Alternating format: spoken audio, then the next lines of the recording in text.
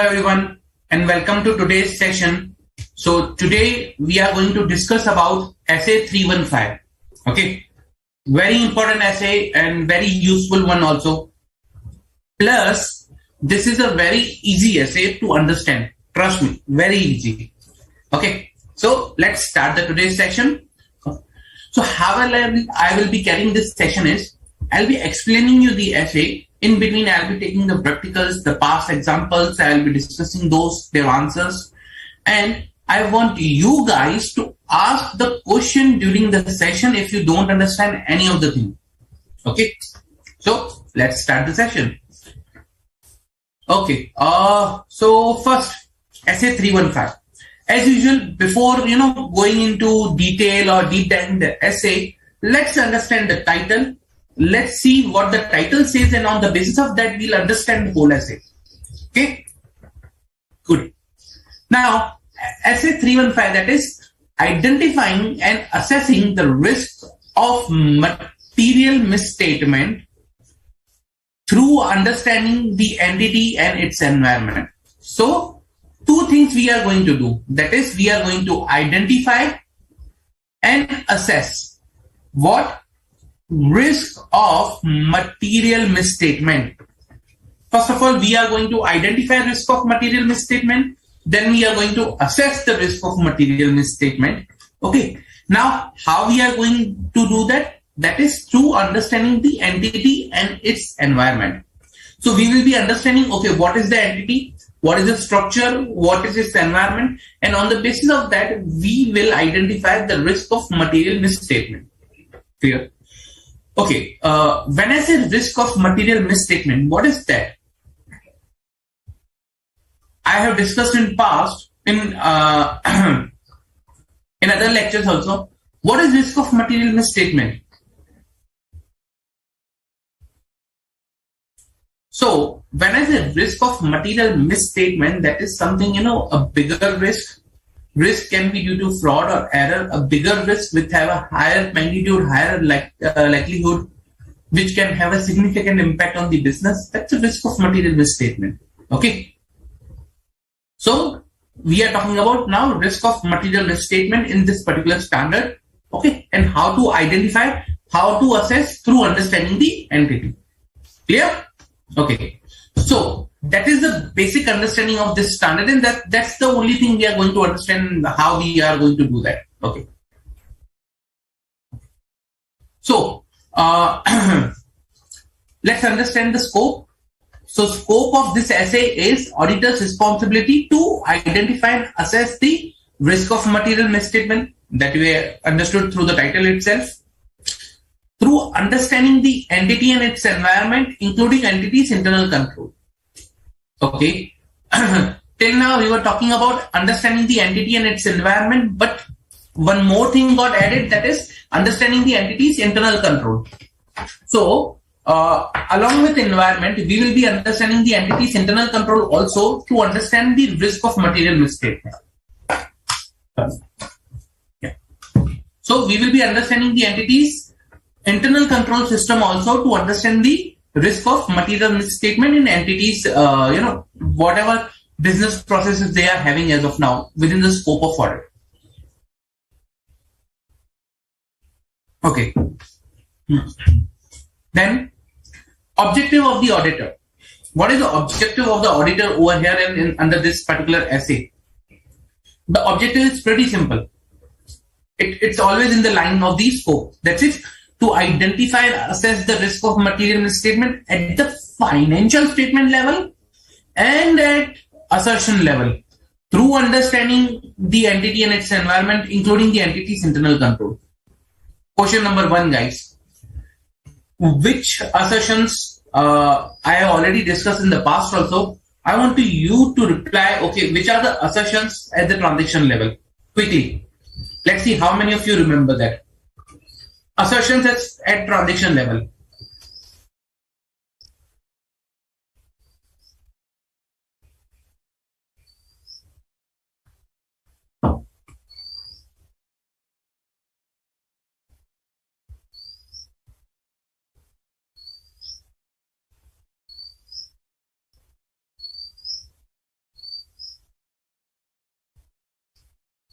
You need to provide which are the assertions at the transaction level, okay, and with the list of assertions.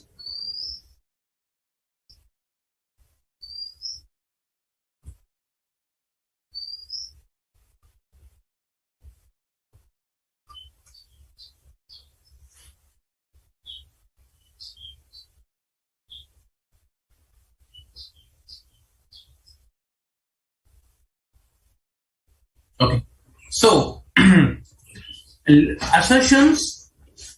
Let us discuss again. Remember, in the past lecture also I have discussed these assertions: transaction, balance assertions, transaction, occurrence, accuracy, completeness, cutoff, classification, existence, RNO, rights and obligations, completeness, cutoff, and valuation for balance sheet item assertions. Okay, and then there is a presentation disclosure assertion, that is occurrence and right and obligations, completeness, classification, and accuracy. Remember something that we discussed in one of our lecture? Okay, so these are the assertions, and we need to identify a risk at that particular assertion level. We have already seen this something similar in the risk assessment chapter. Remember, we were trying to identify whether there's a risk present at the financial item level or at the all assertion level. So I'll show you with a glimpse that what we discussed in that lecture. So we discussed these are the assumptions: transaction, balance sheet, presentation, disclosure, and we also discussed that okay. What is risk at the assertion level? How do we identify? Let's say, for example, invoice processing. So inaccurate posting of invoices can be an assertion, can be a risk at the accuracy, cutoff, and classification level, but might not be an risk at the completeness and the occurrence level, because it's an inaccurate posting. So again, we went and we discussed about how we identify the control in front of each risk. Remember something? We discussed in that particular lecture to understand how we identify risk as at particular assertion level. So in the same way, we need to identify the risk at the assertion level, and accordingly, we need to understand, okay, whether the risk of material misstatement is present or not. Okay. Okay.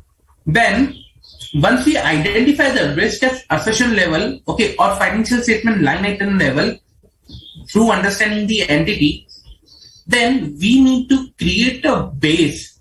Now, why we are doing this exercise? Why we are trying to understand the risk of material misstatement? There is a reason, and the reason is that we are creating a base. You can say a plan. Something which will help us in formulating our audit plan, that is a response to the risk of material misstatement. So once we will identify where the material misstatement is, we will directly target that material misstatement, and we'll create audit procedures that will target that material misstatement. Okay, first you will identify the threat, you will target that threat, and accordingly your audit procedures will be designed. So it will create a base to develop your audit plan and audit strategy. So let's see, to provide a basis for designing and implementing a response to the assessed risk of material misstatement. Assessed risk means that we have assessed during this particular phase, okay, and it will provide a base to create a response for that particular risk.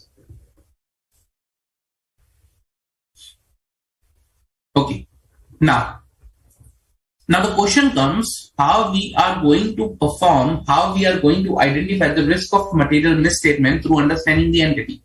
What we are going to do? Let's say, for example, entity is there, its environment is there. Now, what should we do to understand or to identify the risk of material misstatement?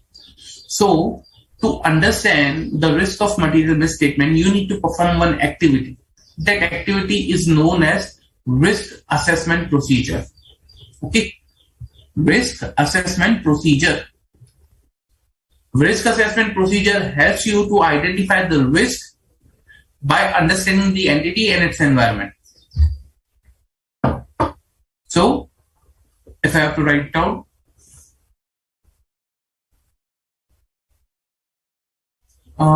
risk, okay.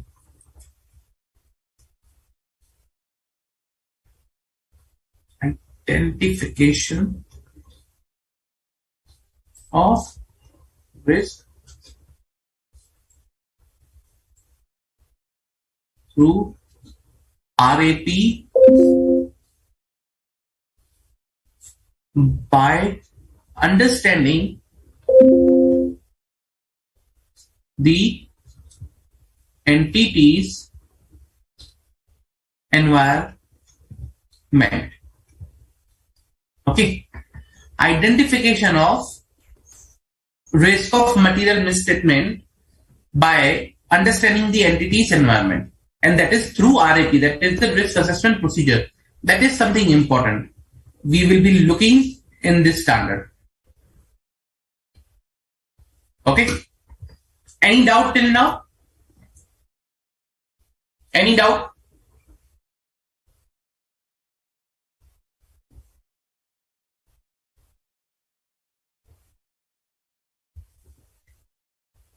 Okay.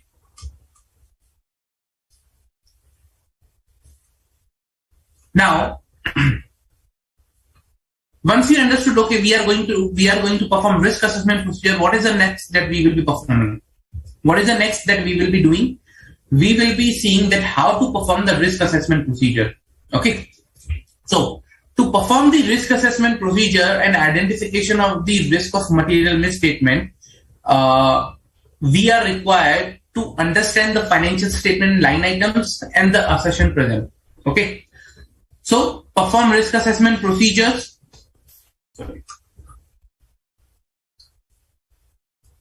Perform risk assessment procedures for identification of and assessment of risk of material misstatement. Okay. Now, risk assessment procedures by themselves, like, do not provide sufficient and appropriate audit evidence. So they are just a procedure to identify the risk. So they cannot address the risk. They can only identify the risk. And that's why they are not sufficient on a standalone basis to provide an opinion. Okay. Let's say, for example, risk assessment procedure. It is used to identify the risk. Now, if risk assessment procedure is used to identify the risk, for audit opinion, I need something which can address the risk. Two different things. For audit opinion, I need to perform certain procedures which can address the risk and reduce it, and can help me in issuing the audit opinion. But risk assessment is only identification of risk. So only identification of risk will not help me in issuing audit opinion, and hence risk assessment procedure by themselves do not provide sufficient and appropriate audit evidence on the basis to the audit opinion. Okay. Now, risk assessment procedures usually involve three things. Like, you need to perform three major things in risk assessment procedure. That is, your inquiries with the management. You need to inquire with the management. You need to do analytical procedures, and you need to observe and inspect. Okay. Inquire with the management, analytical procedures, and observation and inspect. Okay. Now, when I say inquiries with the management, this is not only with the management, we'll see. So, gathering information or inquiries with management usually includes inquiries with internal audit team, inquiries with appropriate individuals. When I say appropriate individuals, from a client acceptance and continuance process, you gather certain information about the client. So you take that information also during your understanding and risk assessment process. Again, inquiries with the management, info obtained from other assignments with same management or same company, info obtained from past experience of engagement partner. So all these things you need to gather information. Okay. Now, once you gather information through inquiry and through all these procedures, you need to perform analytical procedures and you need to observe and inspect. Clear? You need to observe and inspect. Now, you might be wondering what we need to do in analytical procedures and what we need to do in observe and inspection. Okay. Analytical procedures, are performed as a part of, risk assessment procedures to identify or to link, let's say, for example, both non-financial and financial information. Examples, you can say, let's say, purchase and the goods utilized for the purpose, or the warehouse space utilized. So how much of the purchase I am doing and how much of the warehouse space I am utilizing. So I can do analytical procedures and I can take financial information and non-financial information together, and I can, correlate and perform analytical procedures over there. And why to perform analytical procedures? Because it will help us identify the existence of unusual transactions. Let's say, for example, there might be a transaction. For example, in this case, last year, the warehouse requirement or the requirement for the storing of goods was high because we were having high purchase. This time we have a more purchase compared to last year, but the goods or the requirement of the warehouse is not that much. Why? So it gives you the unusual link, connection between two things. And that unusual connection can identify or can point you out that, okay, there is a risk of material misstatement. Please look into that. Because there is something unusual, please look into that. There are chances that something materially misstated may come out of it. That is the risk of material misstatement identified through analytical procedure. Okay. Now, what you will do in observation and inspection? In observation of inspection, basically you will observe and inspect the management. You will observe what management is doing. For example, entities operation. You will see how the entities operations are carried out. Documents, records, internal manuals, or you can say some SOPs, reports prepared by management like MIS, entities, entities, some plans, future plans, and all those stuff. Those documents you will analyze, you will inspect, and you will see whatever inquiries you have done with the management, whether that is in line with the data you are now inspecting or observing or not. So, data gathered is cross-verified, you can say, by analytical procedures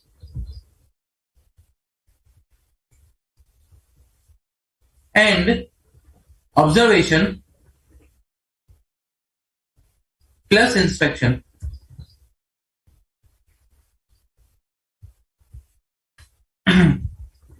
Okay. Now, quick recap. How we reached on the gathering information, analytical procedure and observation. These are the part of the risk assessment procedure. Why we are required to do risk assessment procedure? To identify the risk of material misstatement through understanding the entity. And why we are required to identify the risk of material misstatement? So that we can draft an appropriate audit plan to mitigate that particular, audit risk. Okay. So bring the audit risk down, we need to draft an audit plan and address that risk of material misstatement, and how we will identify, like if you want to address, if you want to target that risk of material misstatement, you need to identify first. And how will you identify? Through risk assessment procedure. Okay. Then once you perform the risk assessment procedure, like gathering information, analytical procedure, observation and inspection, you need to discuss the same. You need to discuss the same with your team. Why? Reason because whatever you have identified, your team should have the information that this is the risk assessment procedure you are performing, or this is the data you have obtained. So you need to inform your team about whatever procedures or whatever analytical procedures you are doing, or observation you are doing. Reason because they should have also the appropriate information so that they can, also perform their activities or risk assessment procedures appropriately. Let's say, for example, I identified there is a risk in the purchase. So the person who is performing risk assessment procedure for accounts payable, I should provide that information to that person also so that he can correlate. Same way with the inventory, or might be correlated on the other areas. Okay. So accordingly, I need to provide information to my team as and when I perform the risk assessment procedures. Okay.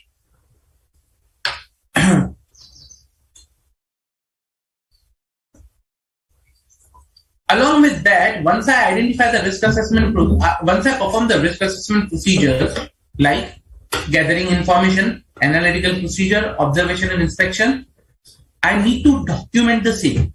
Don't forget that each and every step requires the documentation also. So you need to document this also. Reason because this document will serve a base to create a response.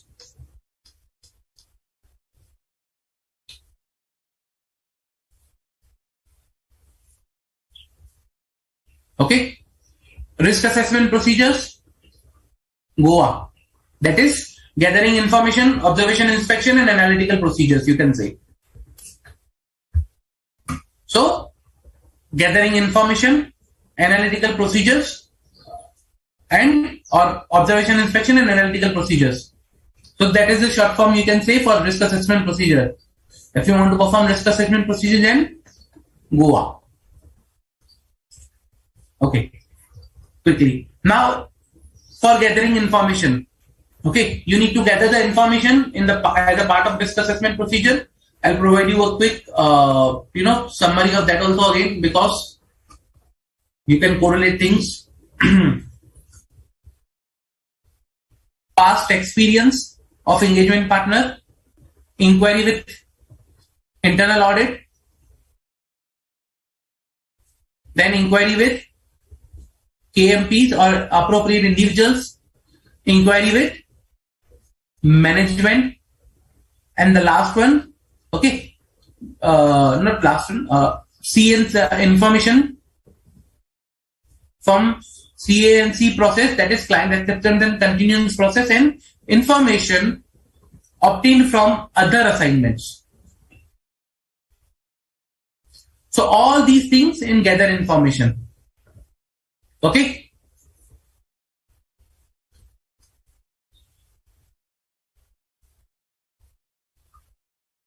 Any doubt till now? Any doubt, guys, about the risk assessment procedures?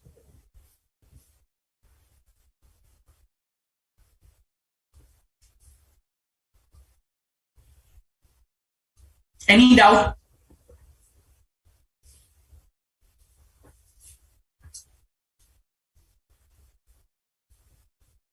No?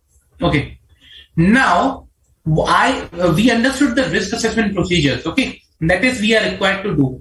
Now I'll show you some details, like further details, that how a risk assessment procedure can be performed and what we are required to. Okay, I understood that I need to perform inquiry, but inquiry about what? What I need to do in my inquiry? What I need to see into my inquiry? Let's say, for example, we discussed I need to perform analytical procedures, but about what? I need to gather information, but about what? What things I need to inquire? So now we will discuss what things are we required to inquire, what things we are required to observe, all those things. Okay. So under the risk assessment procedure, as I said, we need to understand the entity. And the starting stone to understand the entity is to understand under which regulatory environment it falls. So for example, let's say it's an electricity company, banking company, NBFC. What is the relevant industry under which it is falling? Chemical, pharmaceutical, construction, retail, FMCG. What is automobile? What is the relevant industry that under which this particular company falls?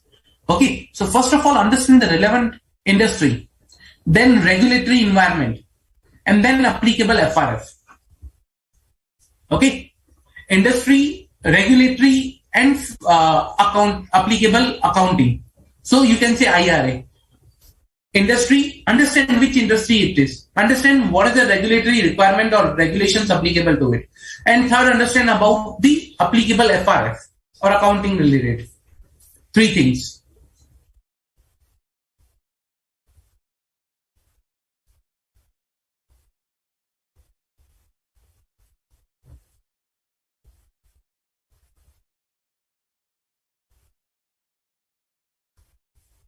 Okay.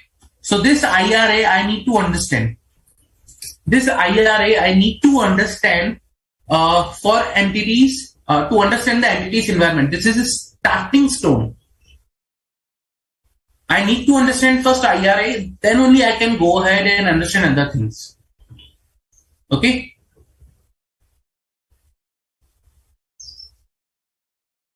Then once I understand this particular thing, okay, once I understand this particular thing, then what I need to do is, let's say for example, I'll give you one example, and through that example we will correlate and I will do this particular understand the topic. Okay, me and my friend, okay, we were given audit assignment of ABC Limited. So we started the audit of ABC Limited. Now we were not aware about anything about the ABC Limited, not a single penny. So what we did is we went to the management. I said, management, please provide me your last year's annual report first of all. Let me understand what are your numbers, what are your operations and all those things. Then I read through the annual report. During the annual report, I identified what are the things, what is the business that company is doing. Okay, so through annual report, I understood the entity's nature. I don't know how many of you have already seen the annual report, but annual report, again, a lot of things you might have read, you might have reading the annual report, but annual report actually provides a background about the entity, what entity is doing, what is the business of the entity, and all those stuff. Okay, so annual report is a very, very important thing, very important.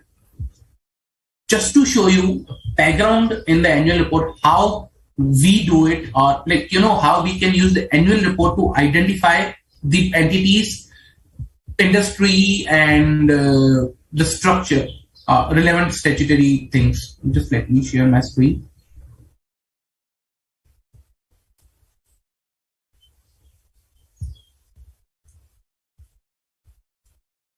Okay.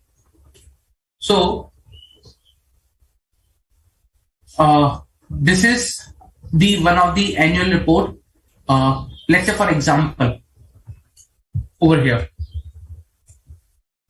So I have this annual report of one of the company, will not go into the name, but see what company serves, that it will provide you. International business, food and beverages, consumer care business, and others. Was the total revenue of the company, which continents where the company is present.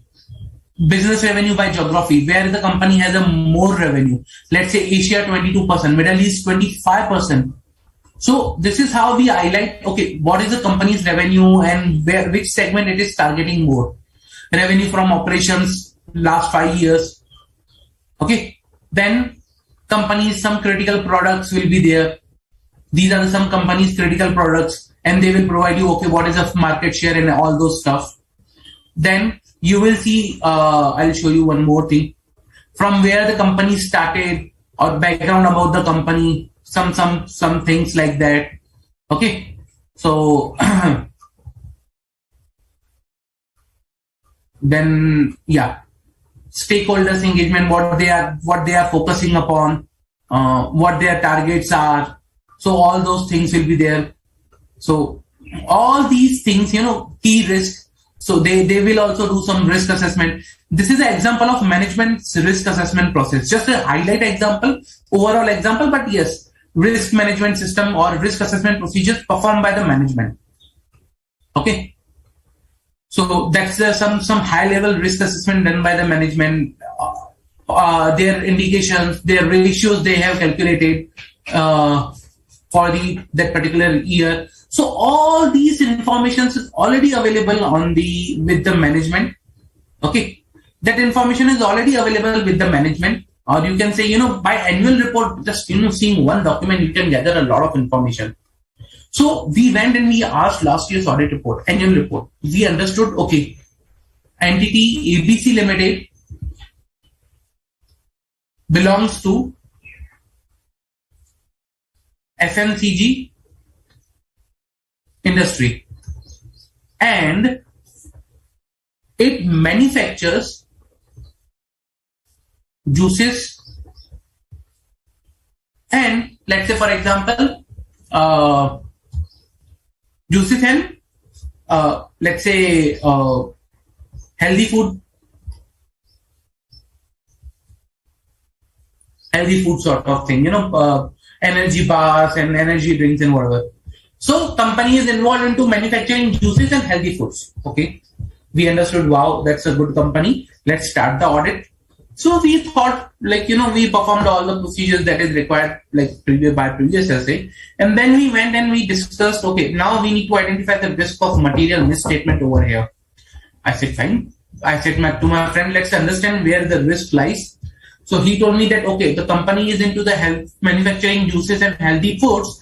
Let's understand which laws are applicable, first of all, to the company.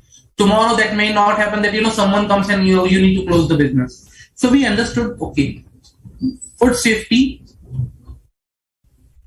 regulations are the critical for the company, because they need to maintain the food safety regulations while manufacturing juices and healthy food. I said, fine, good. So these are the laws that are applicable. Then we understood, okay,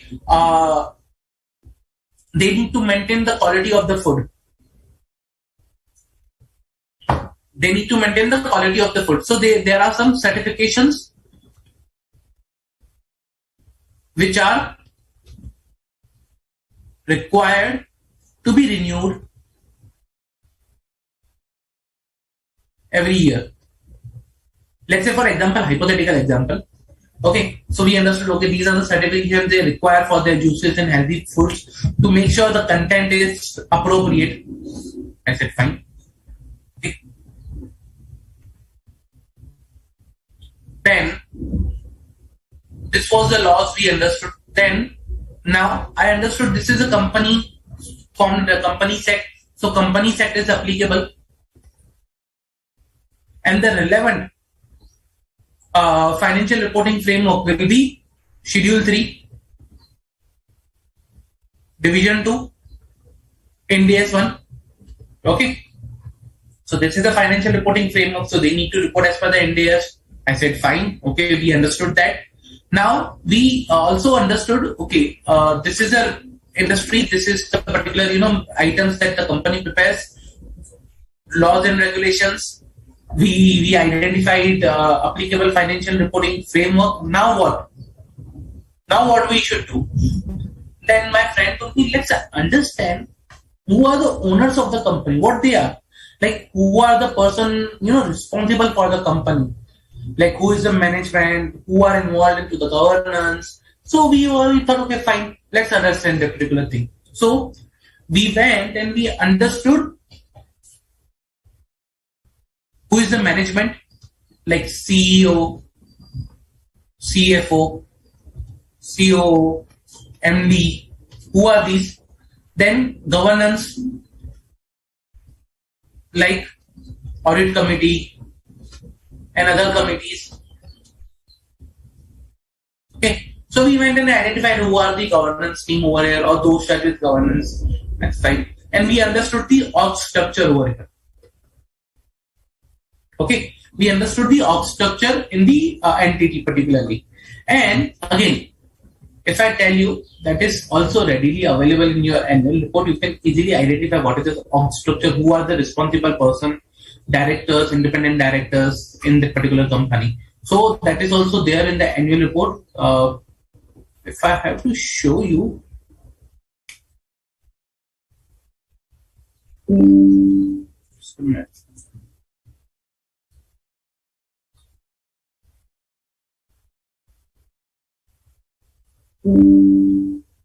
Just an example to show you. See, this is also part in the annual report. Who are the board of directors? Who are VP, company secretary, auditors, internal auditors, bankers, corporate offices, their corporate offices, everything is available. Corporate information. Okay. He is the CEO, whole-time director, vice chairman, chairman, others are directors. So all these informations are readily available. So we understood the org structure. Okay. This is a particularly org structure of a company. And why it is necessary? Because tomorrow, if we have identified something, we need to reach out to someone who is CEO. If we don't know who is CEO, whom will we reach out? Now, in the current case, we know this person is a CEO. So I need to reach out to this person if I face any difficulties, or if I need to raise to the governance team, then I know who is the internal auditors or auditors. Even in some of the other pages in the annual report or somewhere else also, you might identify who are the part of the committees, like risk committee, then audit committee. That if I show you that list will also be available in the annual report. Okay. So then on the basis of that, what you'll do is you'll understand the organizational structure. Okay. Once you understand who is what or who is doing what, you will understand companies. Like for example, in the current case, after understanding organizational structure, we saw the numbers, we saw the last year's annual report, then we identified management. Okay, what are your future plans? What you are going to do in future? Like today, if I'm auditing, tomorrow you say, okay, I'm going to close the business, then it will be a going concern issue. So what are your future plans? So I went and asked about their future plans.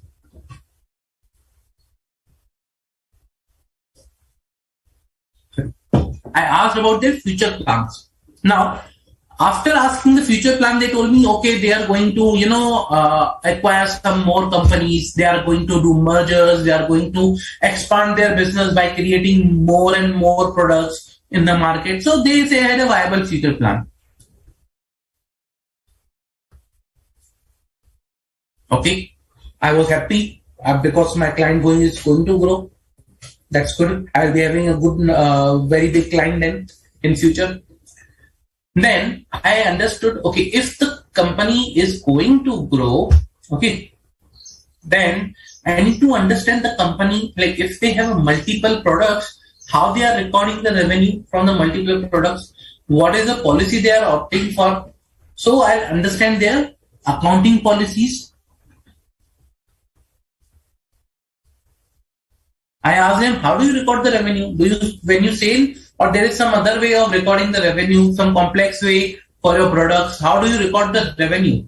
So I understood about the recording revenue. Then I identified how do you record the expenses? What is the policies for fixed asset and all those policy related stuff. A company told me that they have a simple accounting policy, so in line with India, so don't need not to worry. I said okay, fine. Then while telling me future plan, they were talking about this is their target and all those things. So I also obtained some details about their strategies. What are their strategies going to be in the market? Reason because let's say today the company is selling your particular food drink, juices. Now what is their strategy? Aggressive, like keeping the profit low, pricing low, and selling at the maximum number of units, keeping the price high, making a premium product. What is their strategy? Because that will define at some stage your sales. So for example, if the company is keeping, let's say, aggressive strategy, that is low profit, high sales, okay, target wider market, that is the thing, then I will see a sale figure higher.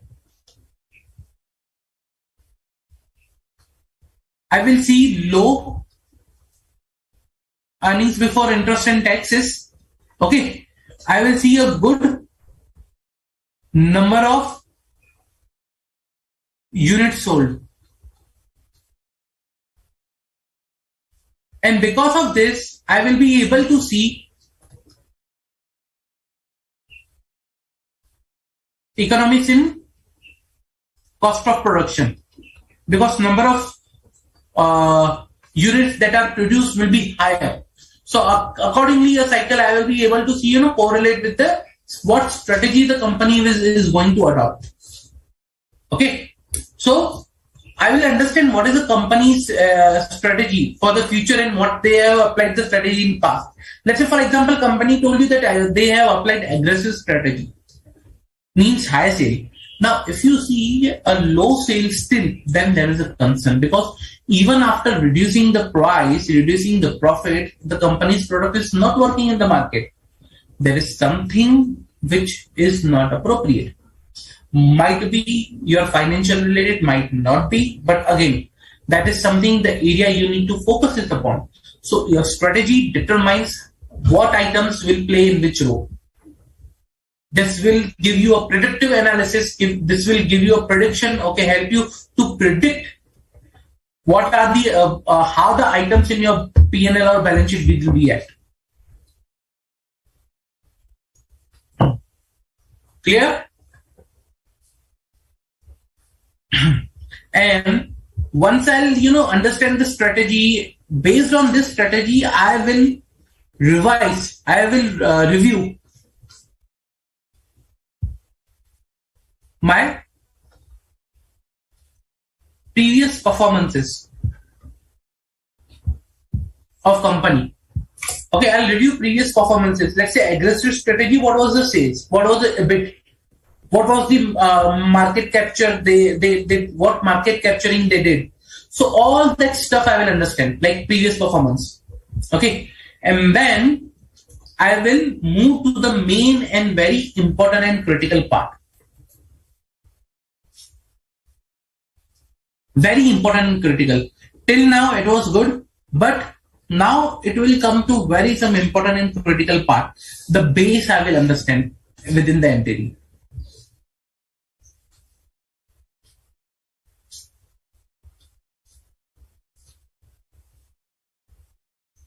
IT environment within entity. That is the base for all the operations, performance, data that is coming. So that base I will understand what is the IT environment present in the company. Till the time you in today's period, if you do not bring IT into the picture, then you cannot have a good audit plan. IT is necessary. There was a time when IT was considered as a luxury in an entity, but today it is a necessity. Okay, so IT, understanding the IT, it is must. It is must, without which you cannot proceed further. So this is how you understand the entity from inside itself. I'm not focusing on the outside areas. I'm focusing on the inside areas. So this is how you understand the entity's internal side, entity's internal factors, which includes, we'll go back to our notes, nature of the entity, FMCG, operations, selling juices and your health food, ownership, we saw the ownership and governance structure, future investment plan, they are going to do mergers and acquisitions. That is NOOP, nature, okay, ownership, operations, and plans for future. Then we saw their accounting policies.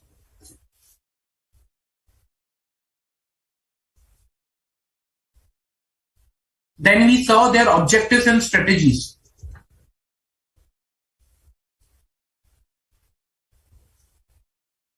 Because strategies will help you to understand previous performances. Okay, then I will understand the base IT.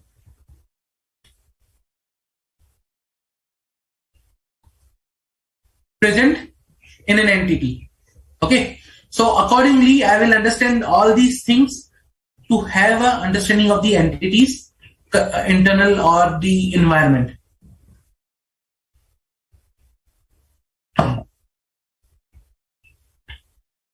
Any doubt? Any doubt, guys?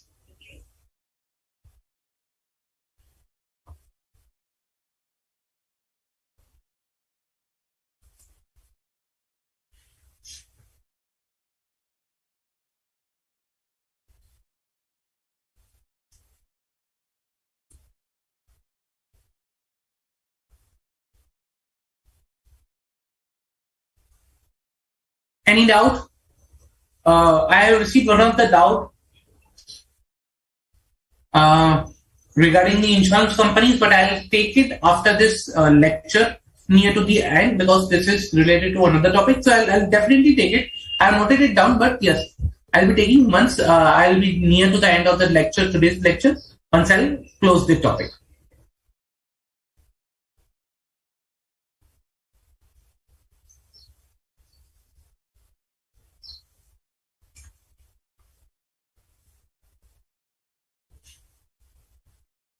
Okay. If no further doubts, then this is where we understand the entity. This is how we understand the entity. Okay. So once you understand the entity, we have just understand the environment. Remember, with environment, we are required to understand one more thing, that is the internal controls. What are the internal controls present in an entity? That is another thing that we need to understand. But till now, let's take up one question, and then we can move forward for the internal control part. Okay.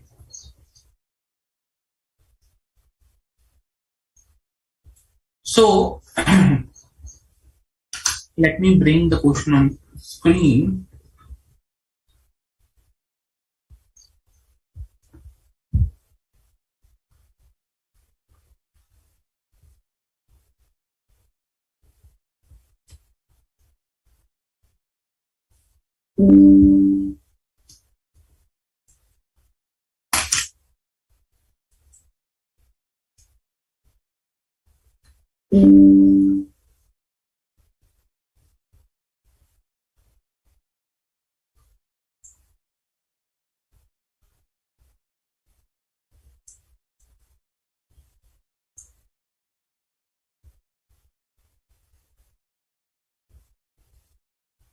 Just a minute.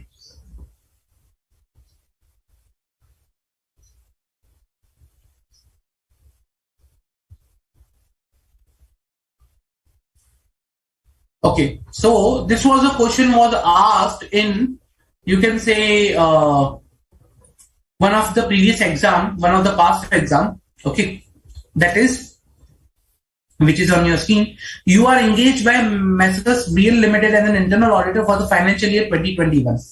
While applying the risk assessment procedures of inquiry from management and various analytical procedures, you identified some risk which, in your opinion, may lead to material misstatement at the financial level and the assertion levels. Which factors, as an auditor, will you consider while exercising judgment as to whether such risks are significant or not? So here we will be understanding how to identify significant risk with respect to the material misstatement. Okay.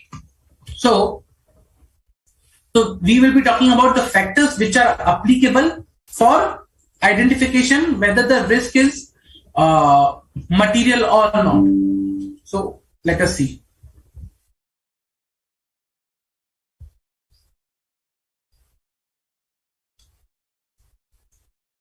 So this is a particular answer for this question. So there are 6 points or factors that we will be considering to understand the significance of the risk. So as per SA 315, assessing the risk of material misstatement through understanding the entity and its environment. In exercising the judgment as to whether the risks are significant, the auditor is required to consider the following, at least the following. 1, whether the risk is a fraud risk. Because why fraud risk? Can anyone tell me why fraud risk? Why we are talking about fraud risk over here? Important. We have seen this in past also. Why the first option is the fraud risk one? Come on, guys.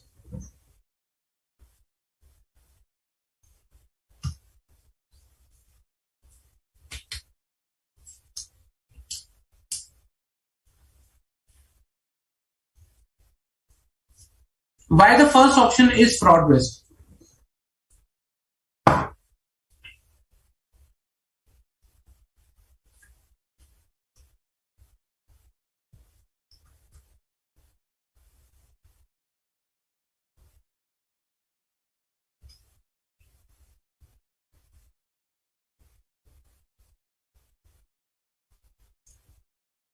Anyone? Let's see how much of you have paid attention in my previous lecture, because this is very easy. We have already discussed this particular thing in one of my previous lecture. I'll tell you the number also. Let's say, for example, if you want the specific detail in which lecture we discussed SA 240. Okay, we discussed this while we discussing the SA 240. Now you tell me why the fraud risk is required to be considered for understanding the significance of the risk.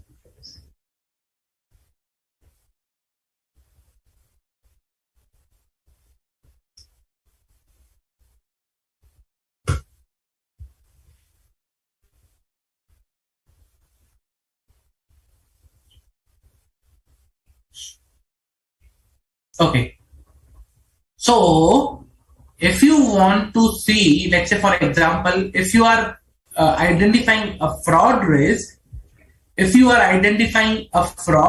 then that particular fraud risk that you have identified, okay, will always be will be assessed as a significant risk.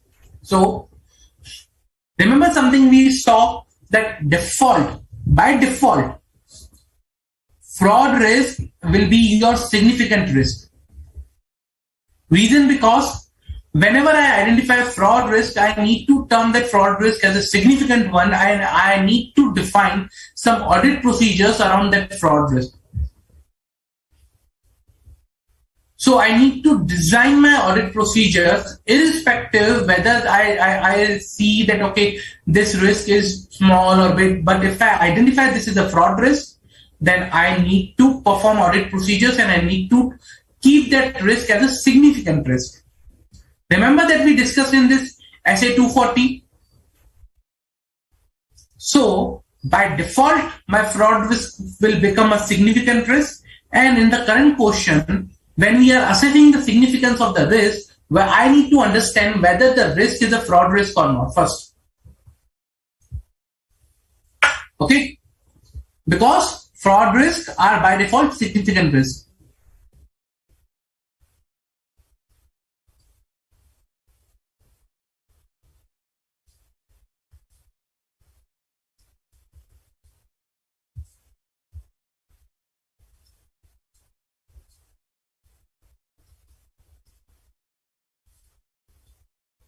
Okay, then whether the risk is related to the significant economic, accounting, or development like changes in the regulatory environment and therefore requires special attention, the complexity of the transaction, whether the risk involves significant transaction with related parties, the degree of the subjectivity in the measurement of the financial information, okay, whether the risk involves significant transactions that are outside the normal course of business entity or otherwise appears to be unusual.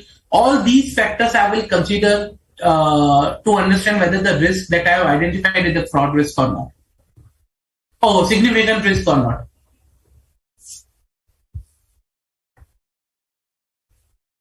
So these are the factors I will consider.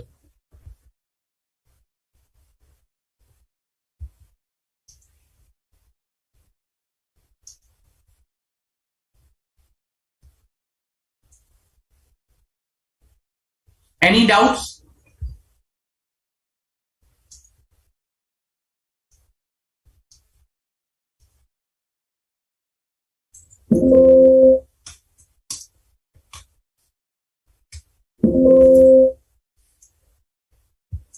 Okay. So I hope you understood the particular question over here. Okay. Now let's go back to the topic and continue the topic. Okay. Understanding the entity and its environment. We understood two things. One, that external one, that was IRA. So my IRA is something external.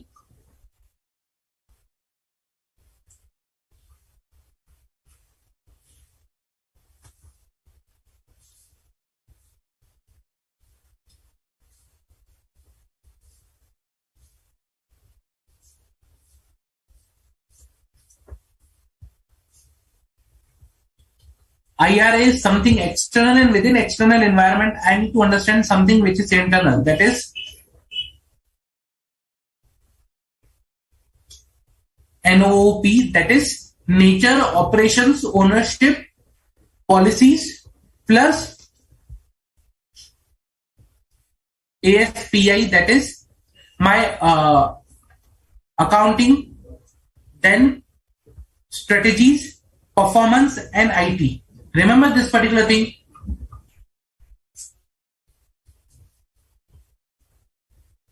That is internal. So these three things I need to understand first to understand the entity's environment. Once I understand the entity's environment, then I need to perform, I need to understand the entity's internal control. What are the internal controls? Okay, we have seen which controls we talk about, or what are the internal controls, we understand that. So I will not go into the much detail on the control side, but I need to evaluate whether the internal, only the internal controls which are relevant. Relevant means there can be internal controls, to some areas which might not be relevant to the financial statement or financial information. So I need to obtain understanding. I need to obtain understanding that that about the internal controls that are relevant. Okay, relevant to the financial reporting in an audit. So, for example, let's say there might be an internal control which can be related to areas like, for example, accessing the data, some budgeting, and might be some, you can say, non-financial information related. So all those controls which are not relevant, I am not required to look into that, because only the internal controls which are relevant from the viewpoint of the financial reporting, I will be considering that internal controls. Okay. So controls that are relevant, I will understand those controls. Then I need to evaluate design and operating effectiveness of the controls. How the controls are designed and how the controls are operating.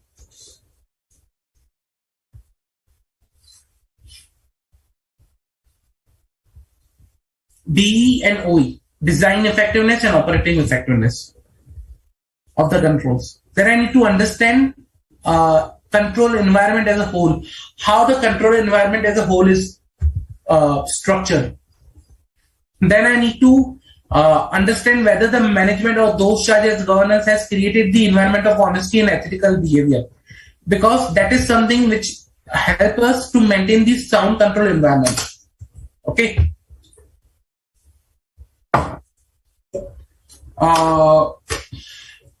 So all these things I need to understand with respect to the control environment. See, when I need to understand the internal controls, okay, I am not only required to look into the, let's say, for example, when I see a design effectiveness, I'm not only required to see that, whether the design is effective from the viewpoint of performing the control, but it should be addressing the risk also. Let's say, for example, if I have to give you, there are some inherent limitations in the control that, how much strong design you prepare, there will be something that is left out. The control will not address to that particular area. Okay, let's say, for example, remember in my previous example, the umbrella one, how much strong umbrella you might have. but there are chances that you will still have small holes from where the water will come down. So you need to understand whether the control environment or the design of that control is such a way that it is, stopping the maximum amount of water. In the example of rain one, that you are holding the umbrella, that is the internal control. So it should be stopping your maximum amount of water. Okay, that you need to understand. After the inherent limitations, still the control should be such a way, designed in such a way that it should stop maximum amount of water. It should not be like, you should not be targeting that, okay, this should be the foolproof control. Nothing should go out of this because this control is a finding. If there is a small issue also, then control will fail. No, you need to evaluate the design appropriately, practically, and you need to see feasible whether the design that you are thinking or design you are proposing is practically feasible. So that you need to understand while understanding the internal controls.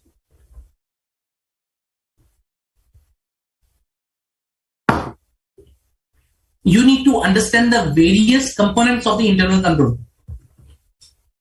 Okay. Can anyone tell me which are the 5 components into the internal control environment? Which are the 5 components of internal control? Can anyone? 5 components of internal control.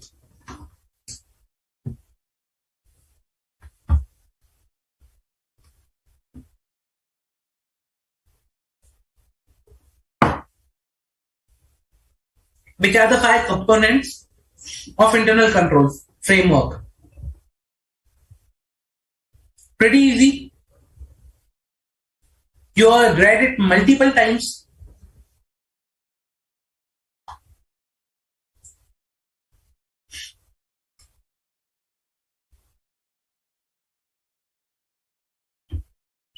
So,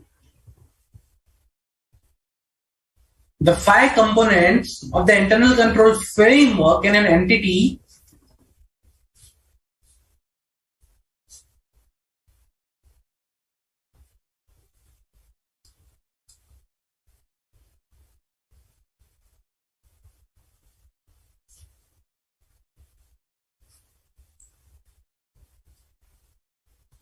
control environment, entities, risk assessment procedure, IT systems, and communication systems, control activities,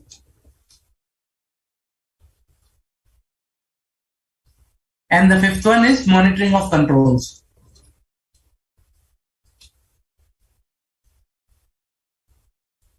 So when you are assessing a control, you need to assess that these 5 components, whether the control environment is sound or not, whether the entity is having risk assessment procedure or not, or whether the entity's risk assessment procedure is working or not. What are the IT systems, communication systems involved? What are the control activities that the company is performing, and how the company is monitoring those controls? All these 5 components you need to look into when you are understanding the internal controls for an entity.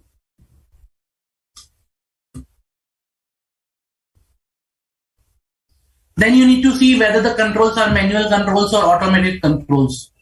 Okay, so generally you need to think about, okay, what mix of controls that the entity is having.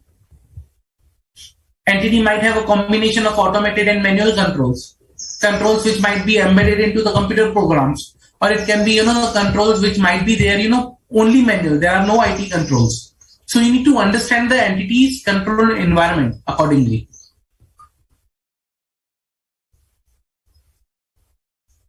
Clear? Any doubt till now? Any doubt?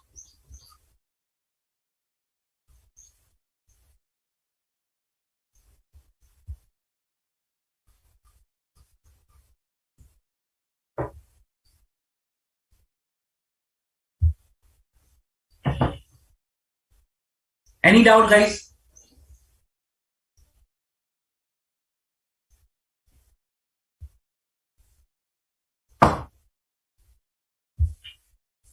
Okay. Now, once you identify the control, understand the controls, its environment, you will identify some risk. Okay, there might be a area where the control is not addressing the risk, or the water is coming down from the umbrella. There are holes in the umbrella. So you identified the risk. Okay. Now the next step, that is very important one. The next step that you need to understand once you identify a risk is you need to assess that risk. You need to perform the risk assessment procedure or risk assessment basically. You need to assess that risk, how much significant it is. I identified the risk. Now I need to jump onto the second part where I will assess whether the risk is, you can say, significant or not. So for that, I will perform certain procedures. I need to think, okay, whether this particular risk is significant or not. So to understand whether this particular risk is significant or not, first of all, I need to understand whether the risk is present at the financial line item level or assertion level. So how much critical that risk is. Either it's at the financial line item level or either it is the assertion level. Okay. So understand whether the risk is at the financial line item level or assertion level. Then evaluate whether the risk is, having potential effect which may affect the other areas also. How much it is like to affect the other areas. Okay. That will help you to understand how much significant that risk is. Okay.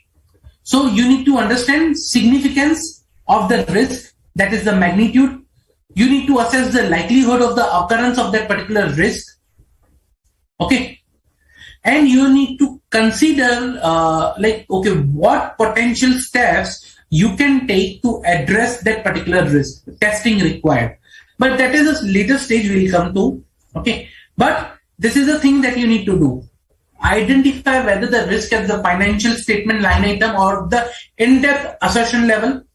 What is the magnitude if the risk got materialized? What are the chances that the risk will, occur? Okay. And on the basis of that, you will perform a risk assessment of that particular risk. Okay. So magnitude, likelihood, actions required to mitigate particular risk after identification of the risk at the financial statement line item or the assertion level. Okay. So that is a step you can I'll give a short form, that is, first understand the business risk where it is present at the financial statement level, assertion level, then understand the magnitude, understand the likelihood of occurrence and testing required. That's the action, or you can say action required to mitigate the risk. BMLA, very big MLA.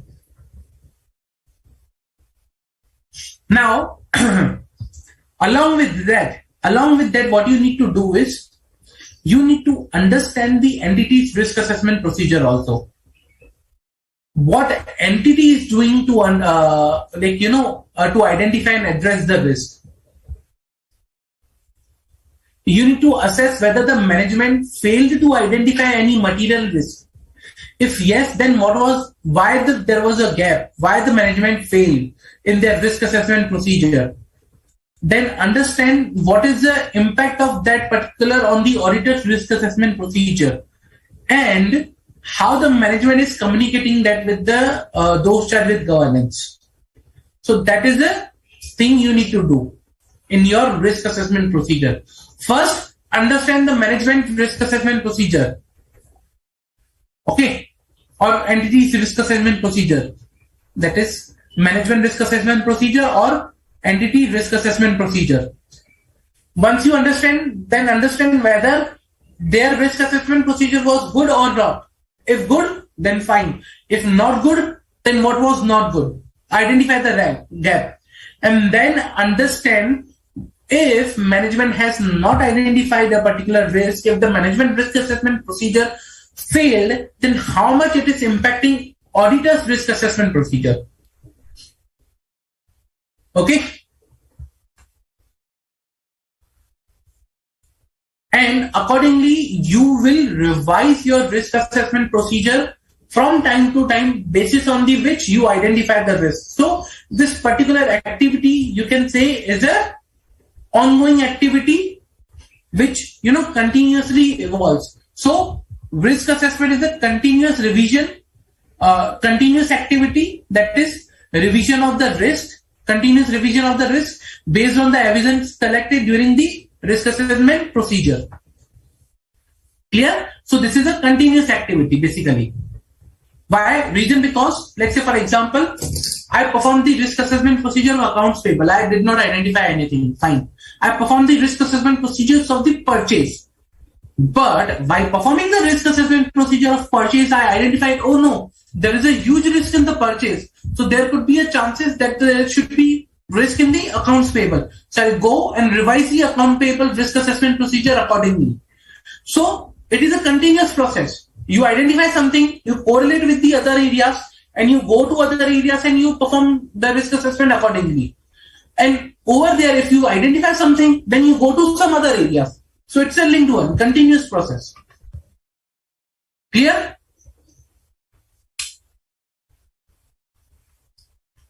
And when you are identifying significant risk, what you need to understand is whether there is a risk of fraud, whether the risk is related to change or legal, laws, economic conditions, whether the risk is because of the complexity of the transactions, whether there is a related party transaction involved, whether there is a business transaction outside normal course of business.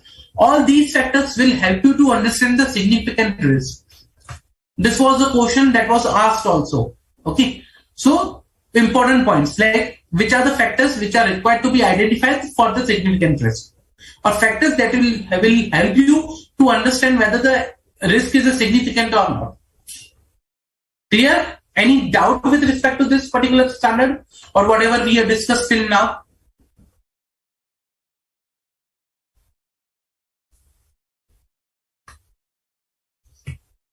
Any doubt, guys?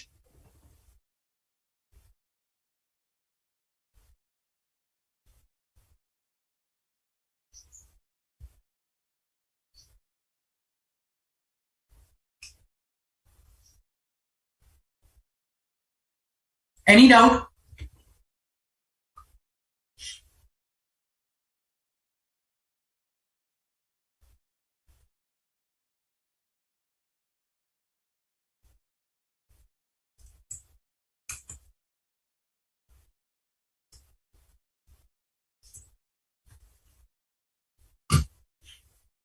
Very important, because it's easy also to understand, but very important standard, because this is a primary standard, you can say, or the base which creates your audit procedures.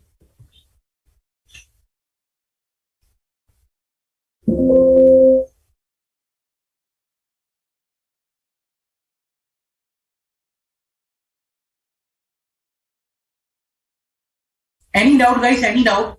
I'll suggest please ask questions if you have doubt. Reason because it will enhance your clarity about the topic. If you did not understand anything, just let me know. I'll try to re-explain. I'll try to provide you further explanations on this particular area.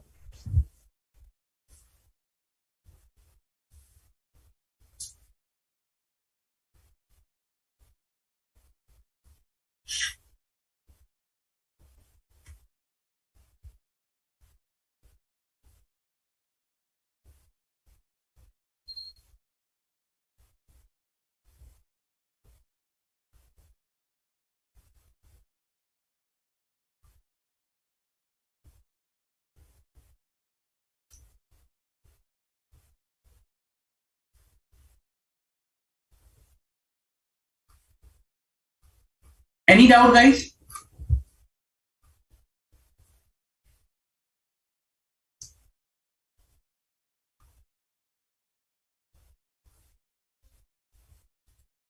Okay. If no further doubts, let's solve the questions.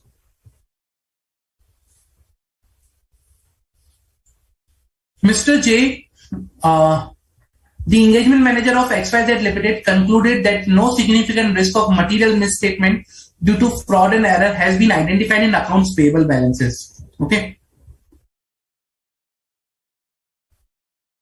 Hence, no further audit procedures are required to be performed, and risk assessment procedures performed and documented are sufficient and appropriate audit evidence to issue the opinion on accounts payable. As an engagement partner of the audit team, what you will suggest to your engagement manager from the below options: that the risk assessment procedures by themselves do provide sufficient appropriate audit evidence on which the audit opinion can be based. Risk assessment procedures by themselves, however, do not provide sufficient and appropriate audit evidence on which to base the audit opinion. Risk assessment procedure, if performed by engagement partner along with the engagement quality control reviewer, then only it can be basis for the audit opinion. The outcome of the risk assessment procedure decide whether they can alone be taken as a basis for the audit opinion or not. What do you think the correct option over here?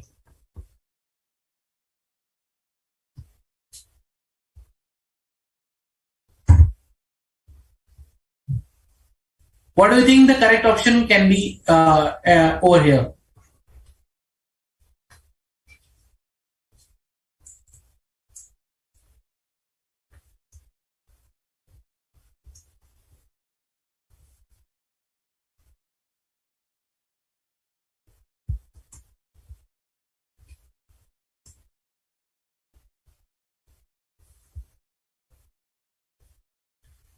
Pretty easy.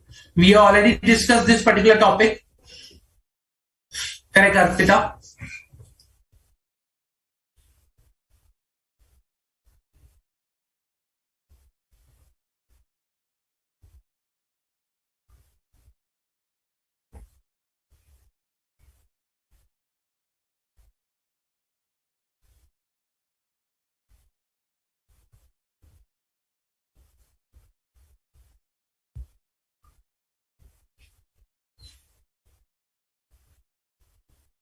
Come on, guys, it's pretty easy. We have already discussed this topic.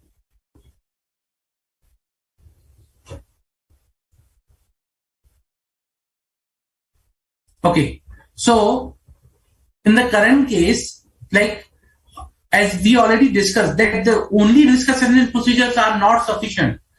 You need to perform some additional procedures in order to, to provide the basis for the opinion. Risk assessment procedures is only to identify the risk, not to address the risk. So answer B, that is, a risk assessment procedure by themselves do not provide sufficient and appropriate audit evidence to which we can base our audit opinion. So B is the correct option. Remember, we discussed that particular thing. So A, C, D will be the incorrect option. Risk assessment procedures are just to identify the risk, not to base your opinion on that. Clear?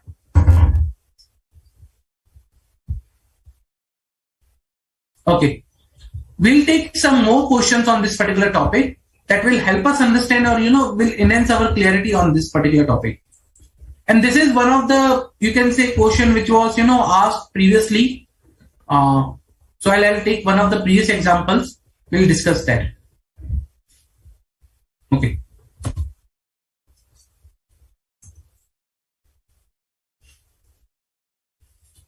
While commencing the statutory audit of Alex & Company Limited, what would you consider as an auditor to assess the risk of material misstatement, and how will you respond to such risk? Okay. So that is one of the past questions that was asked. This will understand and will enhance your clarity, and even we'll discuss how to answer. See, now what is asked is, what would you consider as an auditor to assess the risk of material misstatement, and how will you respond to such risk? Okay.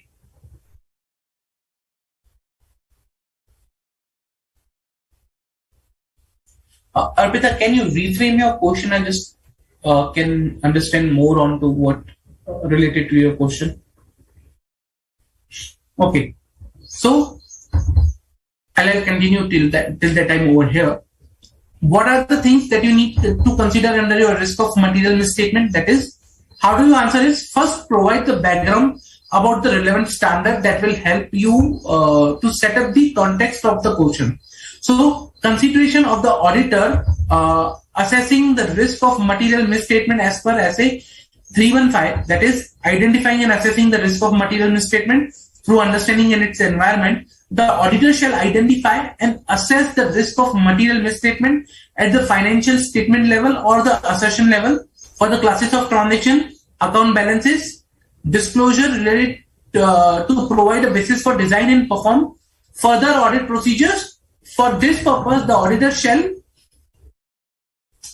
identify risk through a process obtaining an understanding of the entity and its environment, including relevant controls that relate to the risk by considering the classes of transaction, assess the identified risk, okay, and evaluate whether they relate more persuasively to the financial statement as a whole or potential effect of those risks on the assertions.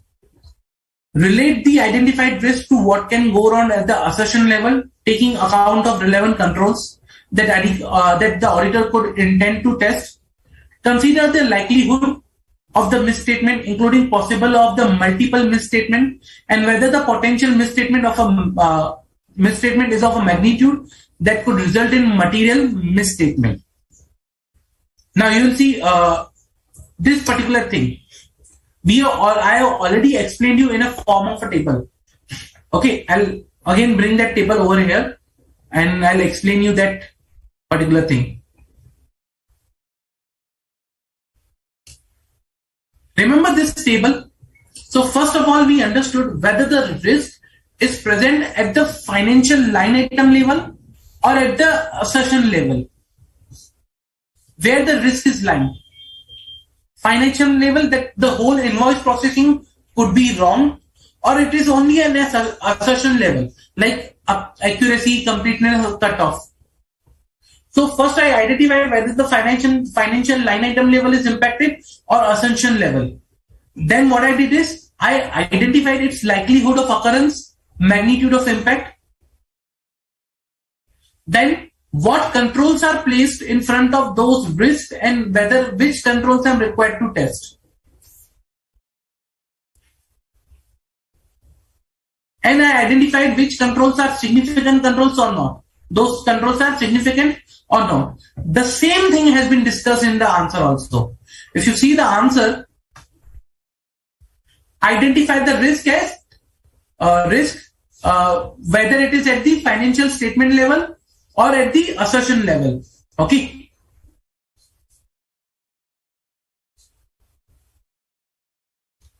Then you understand likelihood of the misstatement and potential misstatement is of magnitude, that is of material misstatement. You will understand the magnitude and likelihood, and then relevant controls the auditor intend to test. Which are the controls you will test for that particular risk? Remember the table?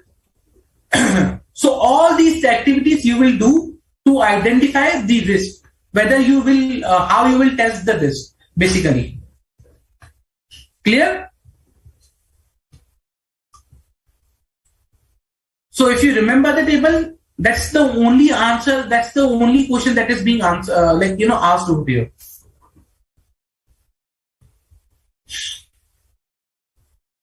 Okay, so there is one of the question that is that in the previous question we were discussing that the risk assessment procedures are not sufficient alone to form an opinion. So what other method could be used to, which can support our opinion? See, other method means you need to perform audit procedures, testing of samples. You may perform, let's say for example, if it is a inventory, you might need to perform physical count, valuation of the inventory. You need to perform test checks.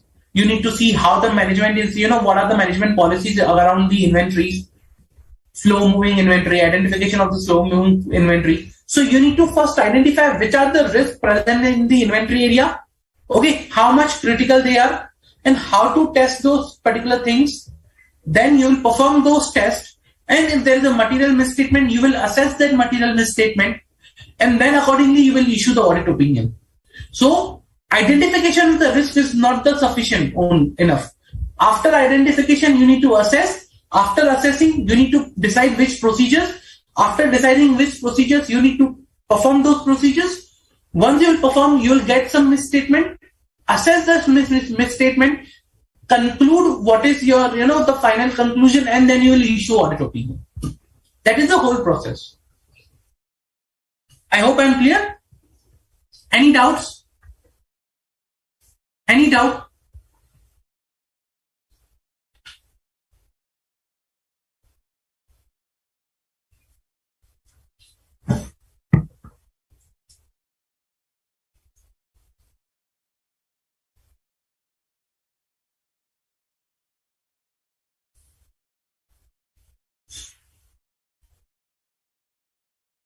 Any doubt, guys, with respect to this particular topic?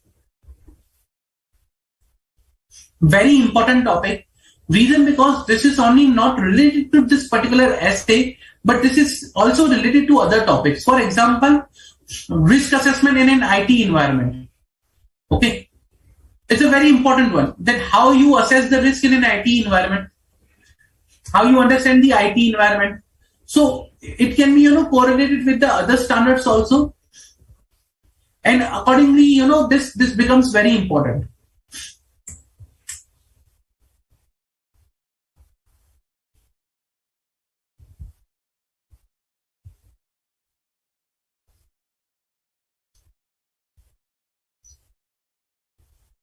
So, for example, during our risk assessment chapter, we also discussed what is the what activities you perform in a risk assessment. What are the activities involved in the risk assessment phase? Somewhere related to this particular the activities we discussed over here. So you can correlate both of the chapters, but again, very important topic, because this is the base that you will create for your audit.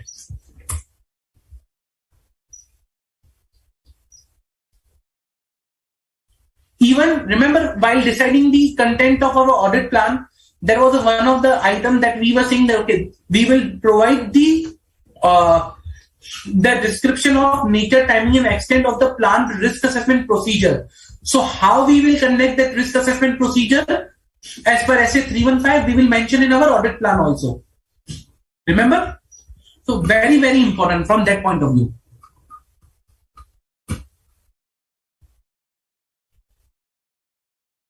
Okay.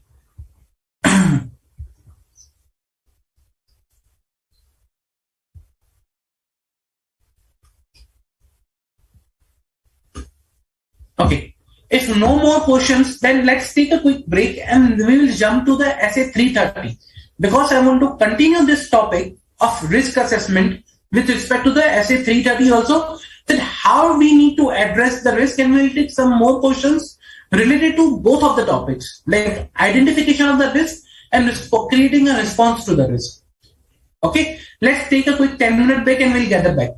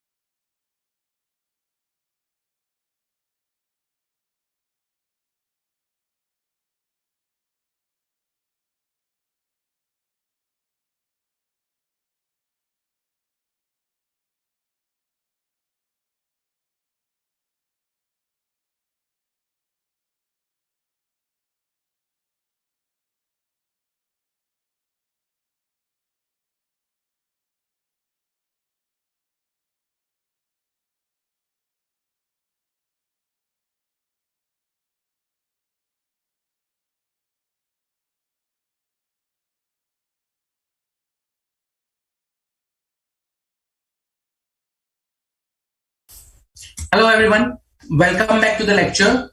Now we will be continuing essay 330. That's the auditor response to the assessed risk. Okay. Instead of going the chart and explaining you the chart, I'll explain you the real life how we create a response once we identify the risk. Okay.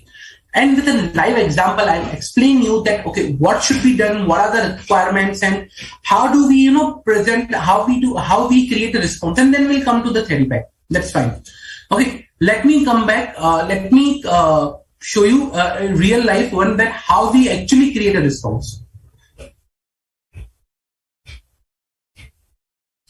Okay, just a minute.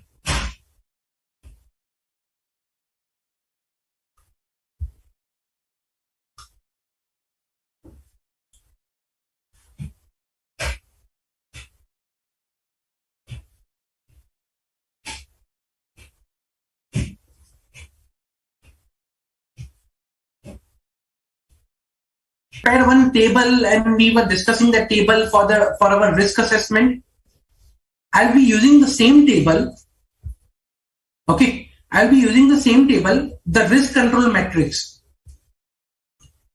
This is the risk control matrix we created. Remember in our previous lecture, I'll be using this same risk control matrix, and I'll explain you how I can create a response to the risk that I have identified. Okay, fine. So basically, when I want to create a response to the assessed risk, okay, if I have identified the risk, I need to create a response to that assessed risk. First of all, I need to understand how much critical or how much magnitude of the risk is. Okay, in designing the response, first of all, I need to understand where the risk is impacting, on which particular area the risk is impacting, whether the risk is impacting onto the whole financial statement line item, or the risk is impacting onto only only onto the, let's say for example, area which is basically assertion. So first I need to understand where that particular risk is impacting. Once I understand that particular risk, then only I can then create an appropriate response for that particular risk. So let me explain you in much detail. Okay. Now remember, in our one of the example, I identified the risk in the invoice processing. So I said the invoice processing has a risk of material misstatement. Now there can be when I say invoice processing, was it the financial statement line item that is affecting the invoice processing? Purchases, like I process an invoice, it goes to purchase or expense. So either purchasing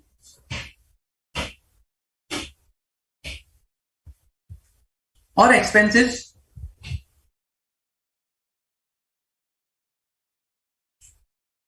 So this is the area financial statement line item that will get impacted over here, purchase or expense.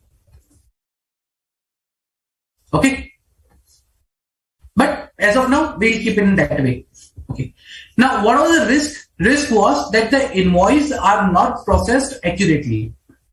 So I identified that, okay, there can be an issue with respect to the processing of invoice. Now that issue can be, let's say for example, invoice are inaccurately posted. Let's say for amount can be inaccurately posted, or you can say particular date can be inaccurately posted, or there are chances that vendor is inaccurately selected. So there are multiple issues that that can be in this particular risk, that inaccurately posted. Okay. Now when I identified at the assertion level, I identified, okay, the risk is not at all the assertion or at the financial statement line item level, but it is only onto the certain assertions. The risk is onto only certain assertions. That is accuracy, cutoff, and classification. Okay. Then once I identified this particular thing, that what is the chances of likelihood of occurrence. So I identified, okay, the likelihood of occurrence for this particular risk is very low. That there is a less chance that this particular risk might come into the place. So I said, okay, fine, I'll keep the likelihood of occurrence as a low one. Then I identified what is the magnitude of that particular impact, magnitude or impact of that risk. Okay, what I'm going to see is that if this risk get materialized, what will be the impact? I said the impact is medium. Okay, the impact is medium. Now, from here, I'll change the table bit. Once I identify the impact, then I'll say I'll perform a risk assessment. That is SA315 coming into the picture. I'll shift all this particular area to the right. I'm shifting for the purpose. Okay.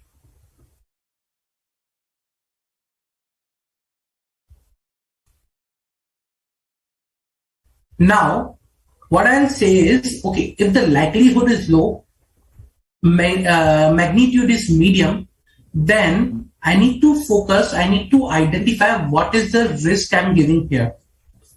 What is the risk to this particular, like I identified that the risk, I need to give a rating to the risk. So I'll say risk assessment.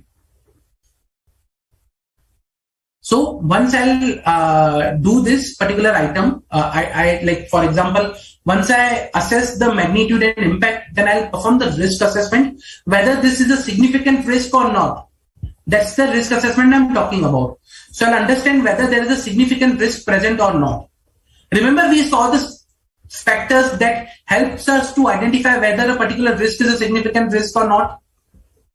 So I'll, on the basis of all that particular items, I'll assess whether this is a significant risk or not a significant risk. So let's say I'll say this is a significant risk. Then I'll assess whether there is a chance of fraud risk. Okay, whether there is a chance of fraud risk. So fraud risk present, yes or no. Accordingly, my procedure will differ. So I'll say no. As of now, there is no fraud risk in this particular area. Fine. Good. I'm good enough till now. Pretty much good. Okay. Then the next step will be, I will identify which controls are present. So understanding the control environment. Remember, as a part of risk assessment, I'll understand what are the control environment present over here. So I said, okay, these are the controls which are present onto this particular area. Invoice processing controls, basically. I'll redraft and then remove this particular some of the lines, just to arrange it appropriately, because this table is going to be a very big table. But this table will give you an immense understanding about this particular topic, whole topic. Okay, I identified there are three controls. There are these three controls which are very much, assessing or very much stopping this particular risk. Which are these three controls? That all invoices are reviewed by independent person before posting. System control that allows, some future date invoice does not allow that future date invoice. So no one can do errors with respect to the date. Third is a classification is selected automatically based on the vendor type. So there are less chances that, someone is selecting the incorrect classification.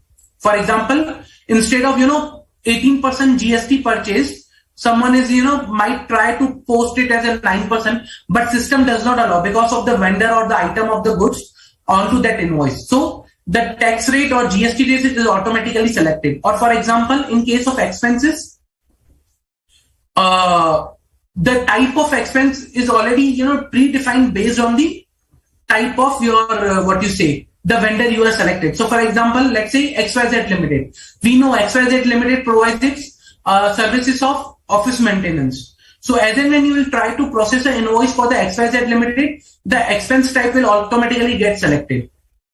Okay. So based on that, system controls, inbuilt system controls and inbuilt controls that will help us to some sort of preventing of inaccurate posting of invoices. Okay. Once we identified, okay, these are the control present for the inaccurate posting of invoices, Then we'll understand whether these controls are helping us at the assertion level, how much helping us the assertion level. So when I talk about all invoices are reviewed, so that will help us at accuracy, cutoff, classification.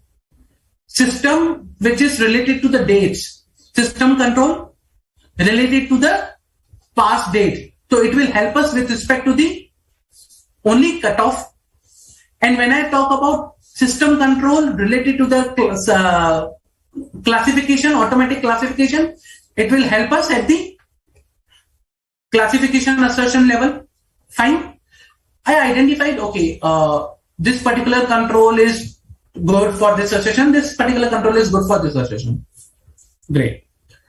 Once I identify this at the control level, which control is good at which level, then what I need to do is, next step is, I need to understand which is a significant control or which is not a significant control. So I need to perform assessment of the control itself, or key control or not a key control. So I'll remove as of now these areas.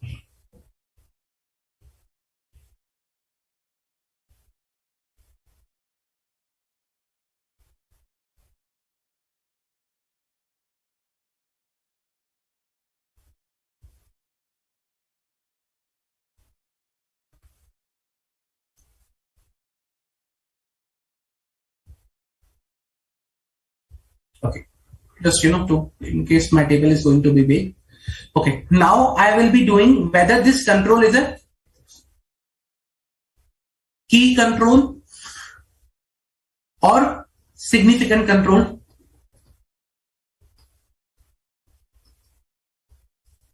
Okay, so I'll say, okay, the control which is meeting most of the assertions,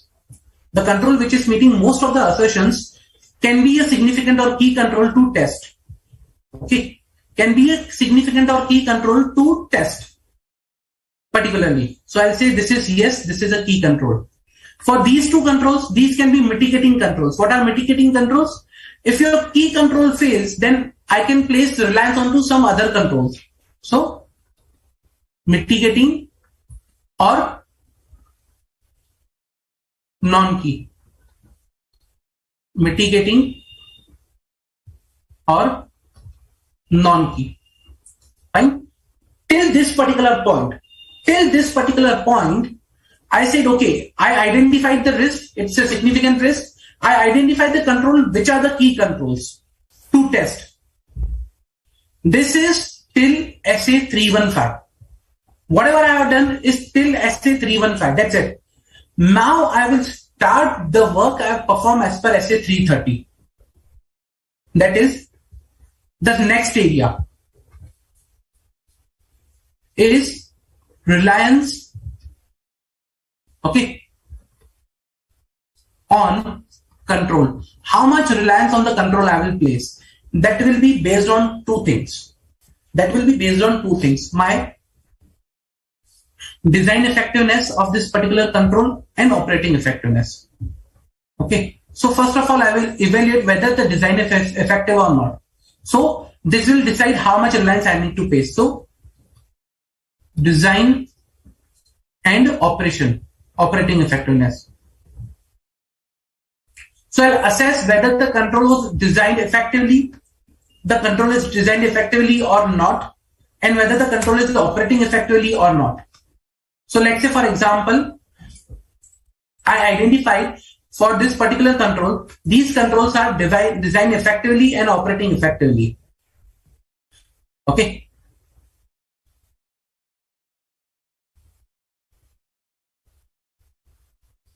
So let's say this is a key control.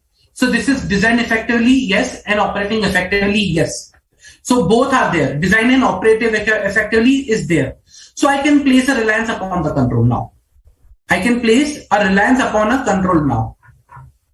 And these controls, like which are non-key controls, okay, I might think about testing, I might not think about testing. That is different story. Okay, but I will focus upon the first control as of now. I said this control is designed effectively and operating effectively. I tested their design. Design is fine. I will not go into the testing of these controls because this is a key control. I will go for the testing of only key control. I'll not test the operating effectiveness of the non-key control. So not required.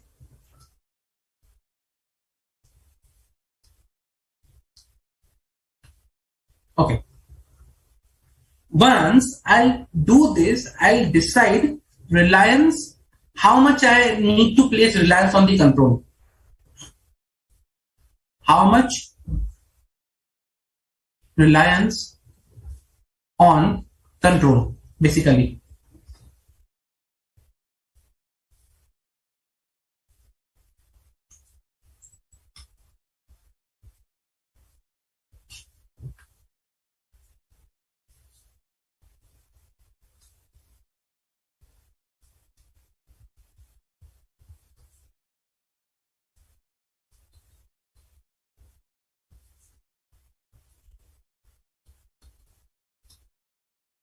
Okay, how much reliance can be placed on these controls? Like if line item wise, I'll see these control, whether I can place reliance or not. So for example, this particular control, the first one where invoice is reviewed before getting posted, how much reliance I can place? Okay, now for example, this control is operating effectively. This control is being, let's say for example, has been designed effectively. So I can place high reliance. These are mitigating controls. So I can place low reliance on them. Fine. Now this particular reliance part, okay, how can I decide that particular control is designed effectively and operating effectively? I need to do something. So this is based on AAPE, that is the auditor's risk assessment procedure that I will be performing. On the basis of that, I will decide the control whether designed effectively or not. So as auditor's risk assessment procedure that we saw in SA 315, that will give me clarity about this particular thing. Now, how will I ensure that the control is operating effectively? For that, I need to perform some procedures. So to check for the operating effectiveness, I need to perform IOIR. That is, I need to perform inquiry. I need to perform observation. I need to inspection, or I may require re-performance of the control. So these are the ways I can, obtain comfort over the operating effectiveness of a control, whether the control is operating effectively or not. Okay, so I may perform inquiry, I may perform observation, I may perform inspection of the controls, I may perform re-performance of the control, that is IOIR. Now, always remember that only inquiry is not sufficient. So with inquiry, you are either required to perform observation, you are either required to perform inspection or re-performance. Okay, that will help you to understand how much of the reliance you can place on the control. Clear? Now, once you decide how much reliance, whether the reliance you can place because it was designed effectively, it is operating effectively, how much of the reliance I can place, then what will happen is that will decide your next step for the particular area. That is substantive testing required. Means how much of the comfort you require from the substantive testing. So I have received high comfort from the control. Risk was significant. So my risk is significant, this particular area. So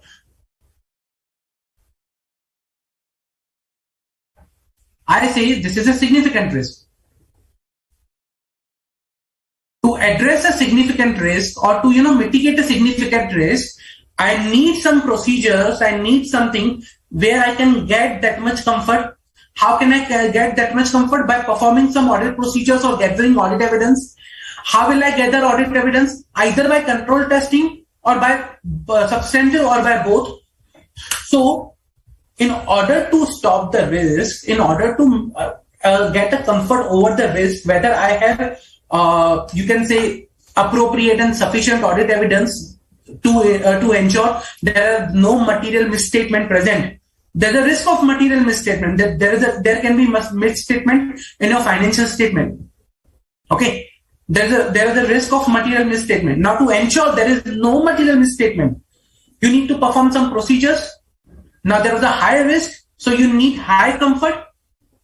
The amount of risk, the amount of comfort should be same. So, if I need high comfort, I need to get some comfort from the controls. So in this case, I'm getting the comfort from the controls, high comfort from the control, plus I need to get some comfort from the substantive also.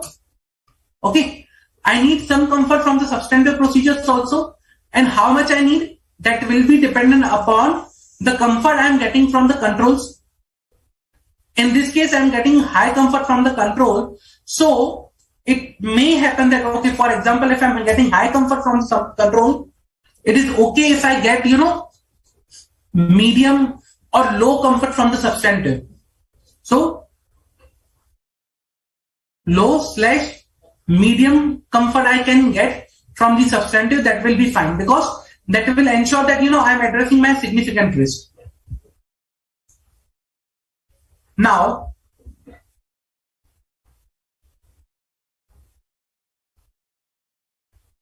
when I talk about substantive testing, it is not being performed at the control level, rather it is being performed at the risk level.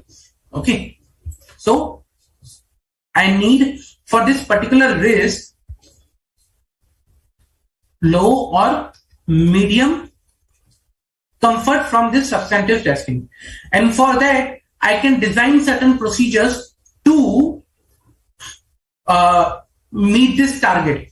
So, substantive procedures designed, or I decided that these procedures I will perform. So, what are the procedures I will perform? Again, these procedures will help me in getting comfort at the assertion level, because my risk is at assertion level. So, I'll copy this.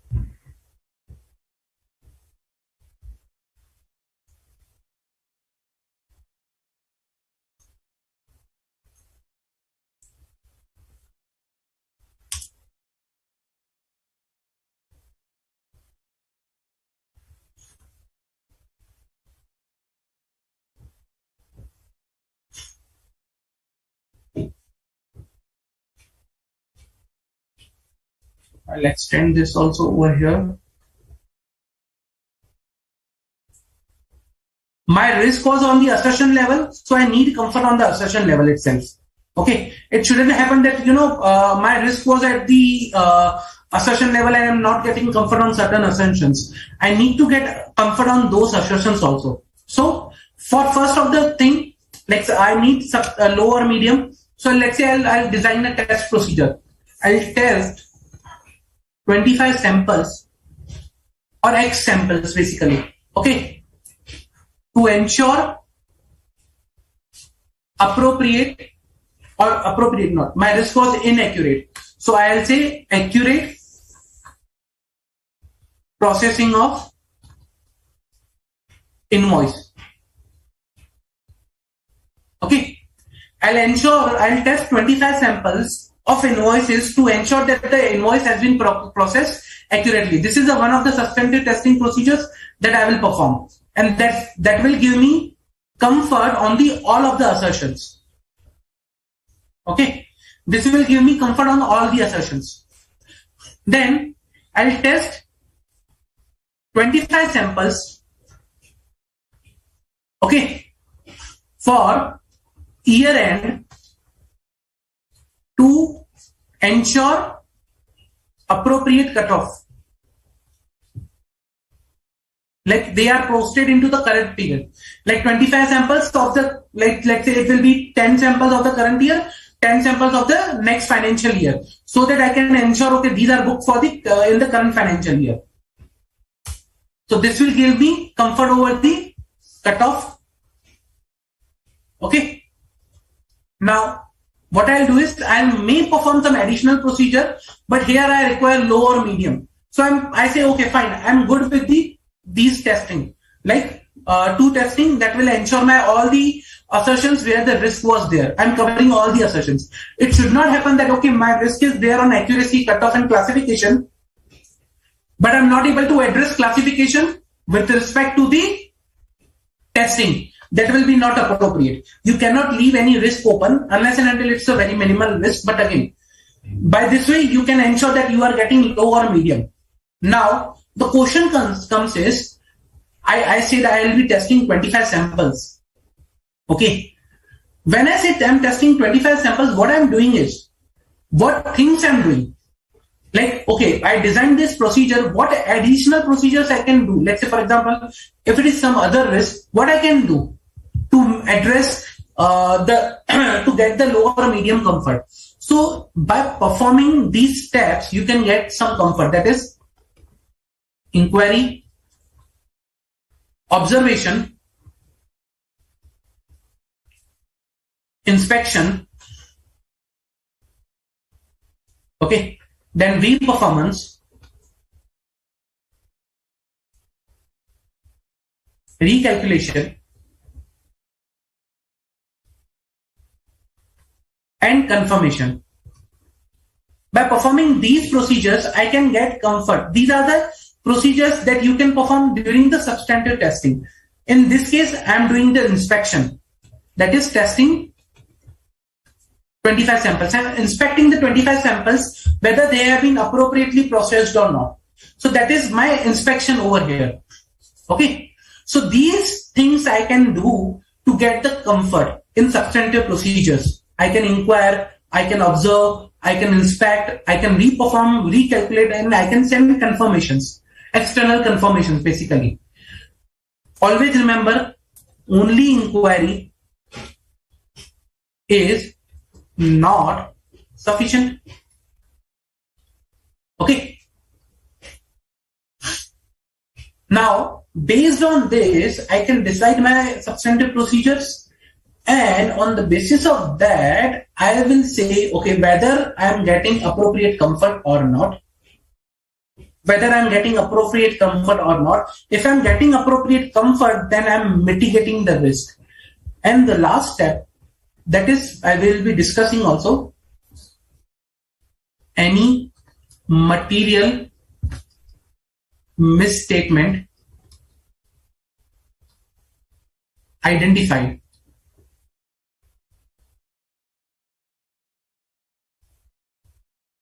Now, why this step? Reason because this will help us to revise our audit procedures. If I have identified any material misstatement in these controls, let's say, for example, I was testing 25 samples. Okay. Either I have identified material misstatement or either I have not identified, like whether the misstatement is material or not, that we need to assess. But again, I'll say whether any material misstatement identified. If yes, then I need to reassess whether this particular thing I need low or medium, or I need to change it to the high. Means I have tested 25 samples and I identified that, okay, 5 samples were failing. Whether do I need to test more 25 samples, or do I need to test is this sufficient? So what is the scenario? So I need to assess whether any material misstatement has been identified or not. Okay. That is the whole addressing the risk. From here, from this particular point to this particular point, what I did is I addressed the risk that I identified. Okay. I Let me bring it down reason because it's getting difficult to write over above.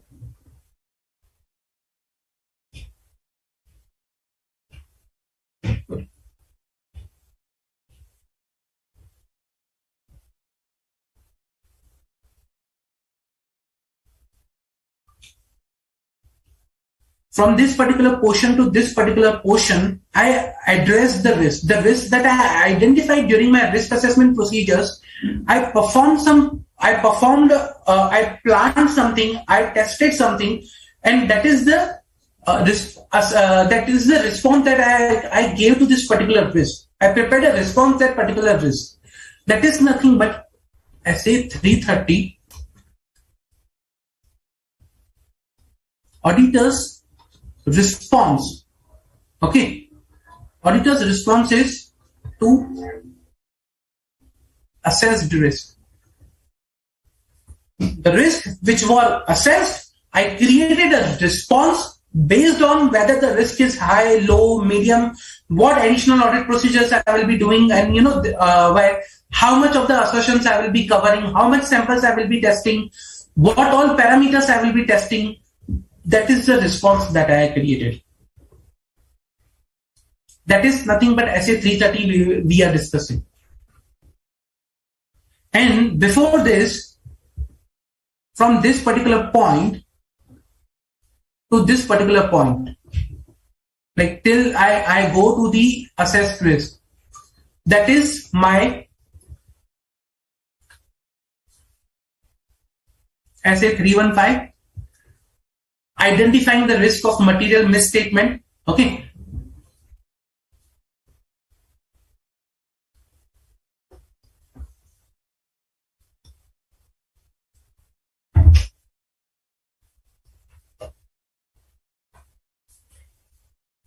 Identifying the risk of material misstatements through understanding the entity and its environment.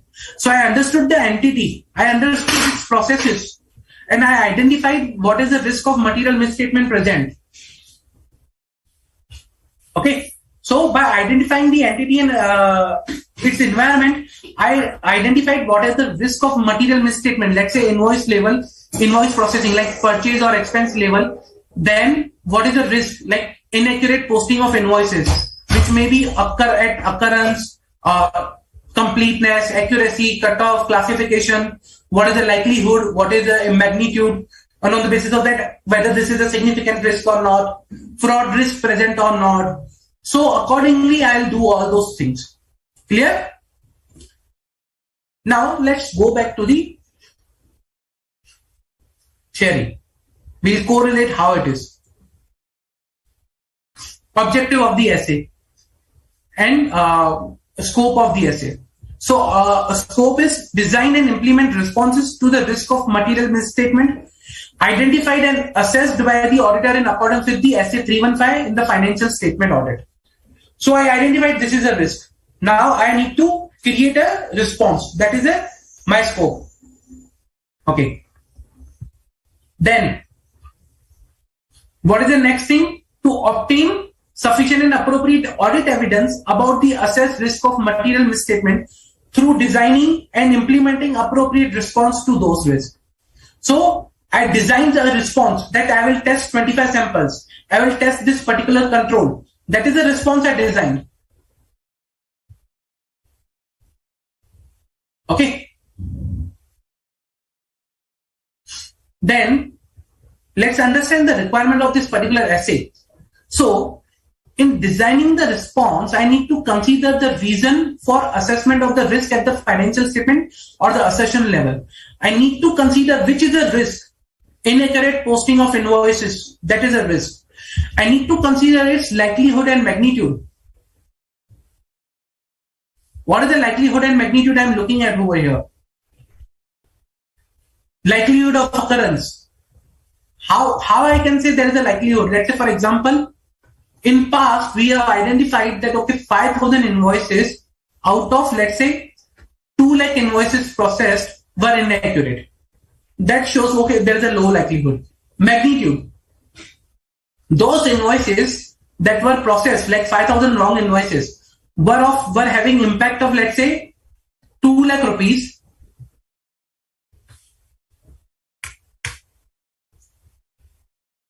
And the 5,000 that the 2 lakh invoices processed were having total population amount of 20 lakhs. So the 10% impact we could understand over here, that will give us medium. Let's say, for example, hypothetical example. Let's say that is how I identified the low and medium.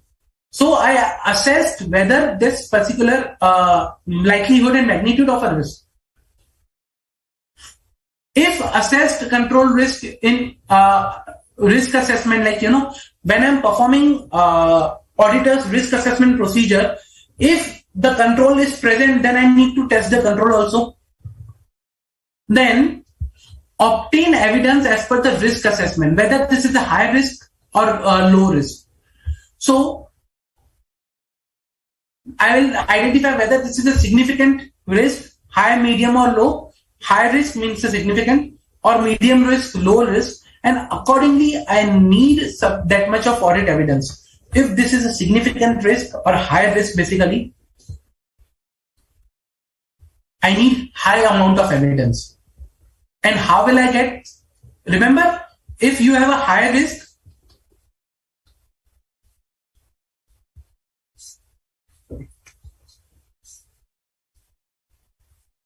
the risk is always proportionate to evidence required. If this is a high risk, I need high evidence. And how can I get evidence? By 2 ways. By testing controls and by performing substantive procedures.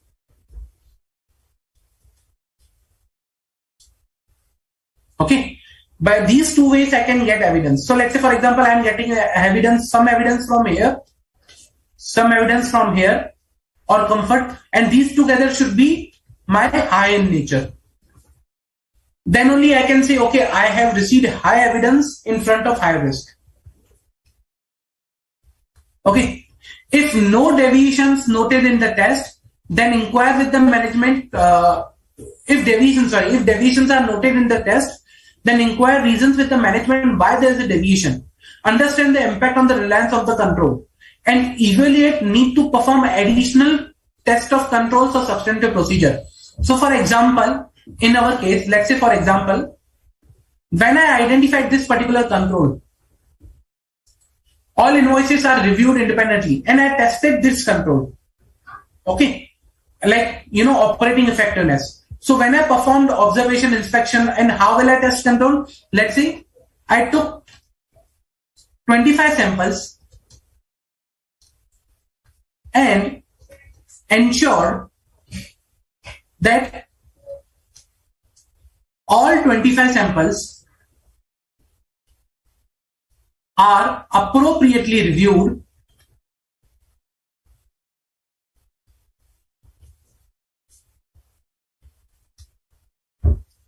by independent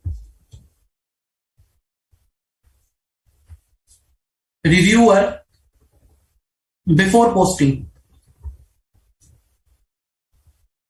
Okay, I performed this testing. I performed this particular test, and I identified that out of 25 samples,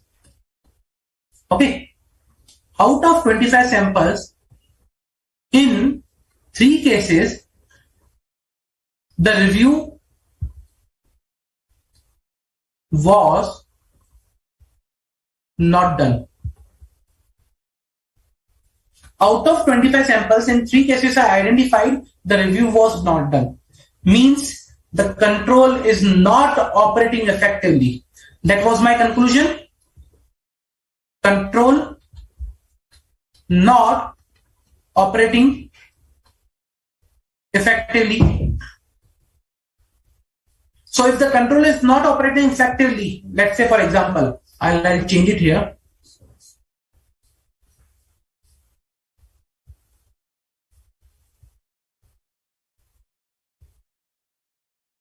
Okay. Let's say the control is not operating effectively. Then can I place reliance on the control?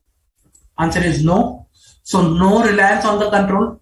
Now I need high evidence because the risk is high. My risk is significant high. I need high evidence and I'm not getting any comfort from the control. So This substantive procedures I need to change accordingly. Instead of medium or low, I need a high comfort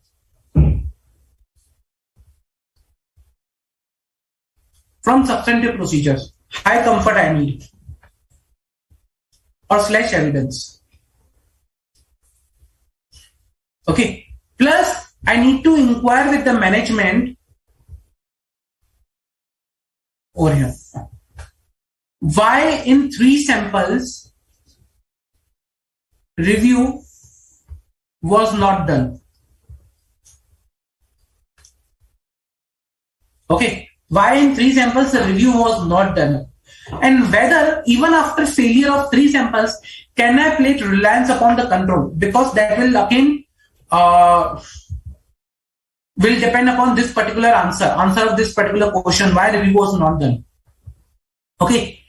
So there can be XYZ reason, but again, leaving out of that. So whether I can place reliance upon the control even after the failure, I need to assess that. And again, I need to revise the substantive, and I need to, let's say for example, if I need high comfort, so what I'll do is 2 ways. One, I'll increase the sample size. Earlier I was testing 25 samples. Now I might require to test 100 samples. Plus, earlier I was performing 2 substantive procedures. Now I might need to require some additional substantive procedures that I don't know. That again will depend upon the type of risk that is present. So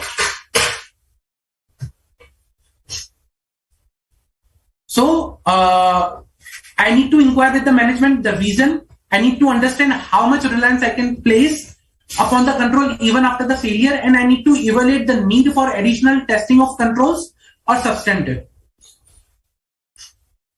Okay. Now, when to test controls? Basically, if I place the reliance upon the control during the risk assessment procedures, then I need to test the control. Okay. If substantive procedures cannot provide enough evidence, then I need to test the controls. See, I need to gather comfort, high comfort for the high risk. And how will I get the high comfort? Either by substantive or by control or by both. So if I'm not getting enough comfort from the substantive, I need to test the control. If I place reliance upon the control basis of which I have reduced my substantive, I need to test the control. Okay. More the reliance on the control in risk assessment procedure, the more evidence is required, and I need to test the control. And how will I test the control? I already discussed. Inquiry, observation, inspection, re-performance. Okay. What is the period of testing of control basically? So the period of testing of control depends upon the reliance you are placing. So let's say for example, the control was operating throughout the year. The period of reliance was throughout the year. Then I need to select the controls and the samples from throughout the year. So testing will be throughout the year. Okay. Then evidence from the previous audit. Now, very important topic. Before going to this topic, I'll go to substantive procedures and then I'll come back to this topic. Now, I understood, okay, this is the reliance I can get from the control testing. This is the control I tested. This is the impact of the control, final conclusion, whether control effective or not effective. Then I need to I need to perform substantial testing. Now, irrespective of the assessed risk, I need to test all material balances. Okay. I need to test all material balances. Now, when I talk about all material balances, then there is a materiality.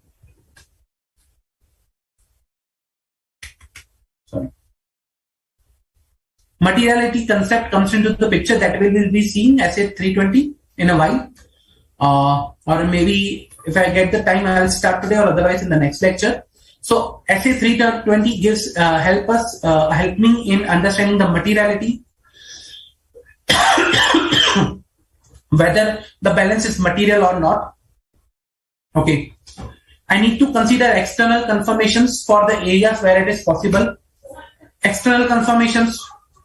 There's an essay on the external confirmations type. Which is the essay? So you tell me, Which essay helps me to understand the external confirmation process?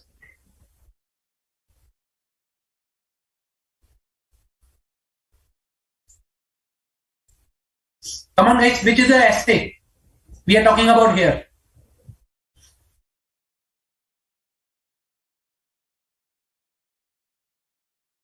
So we are talking about essay 505, external confirmations.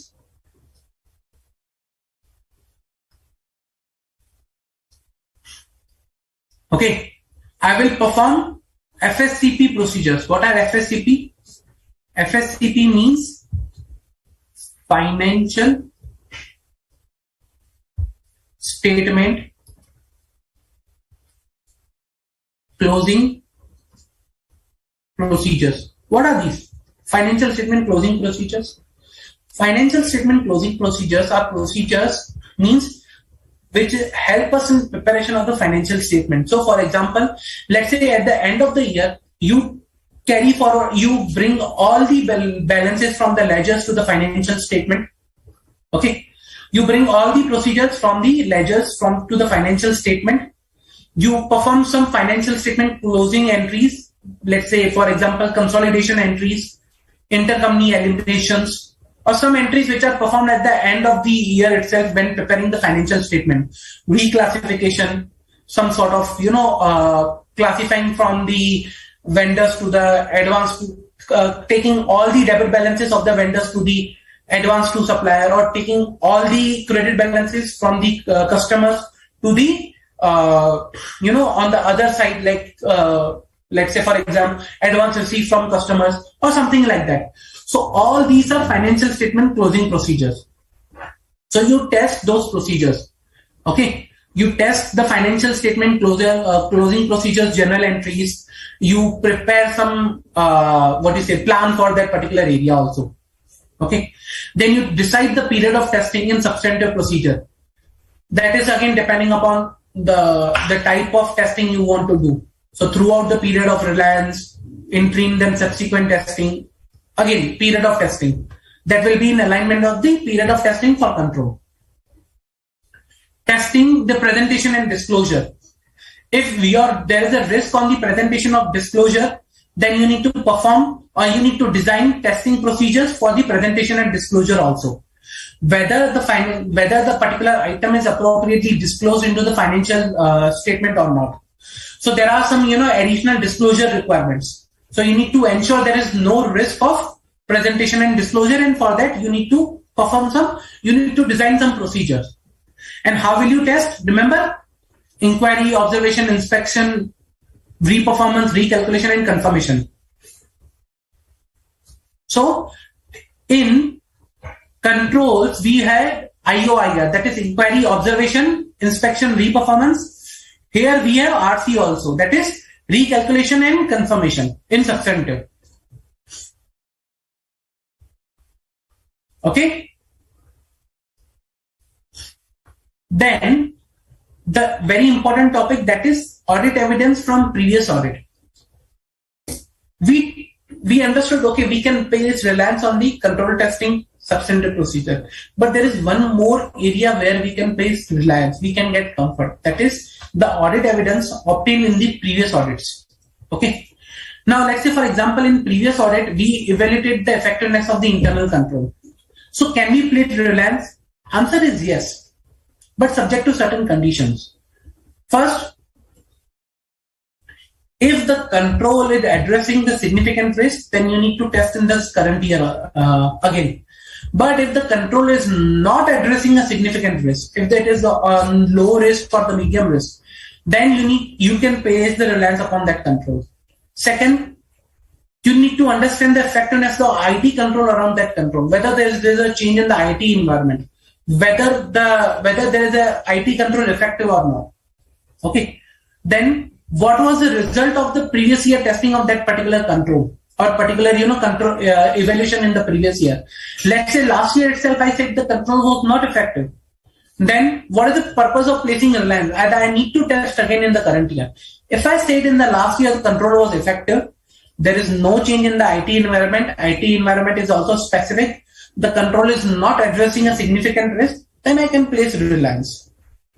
But if the control is, on the significant risk, the control is addressing a significant risk, IT environment is not good, or the control was failed last year, I cannot place reliance on the previous year testing. I need to test again in the current year. If there is then if I, do not change, let's say for example, if I do not change my procedure compared to the last year, I place reliance on the last year itself, then there is a risk also. So lack of change can also possess a risk that I'm, relying on the last year itself and not testing again. There can be risk also. So certain controls I can place risk in the last year, certain I need to test this year.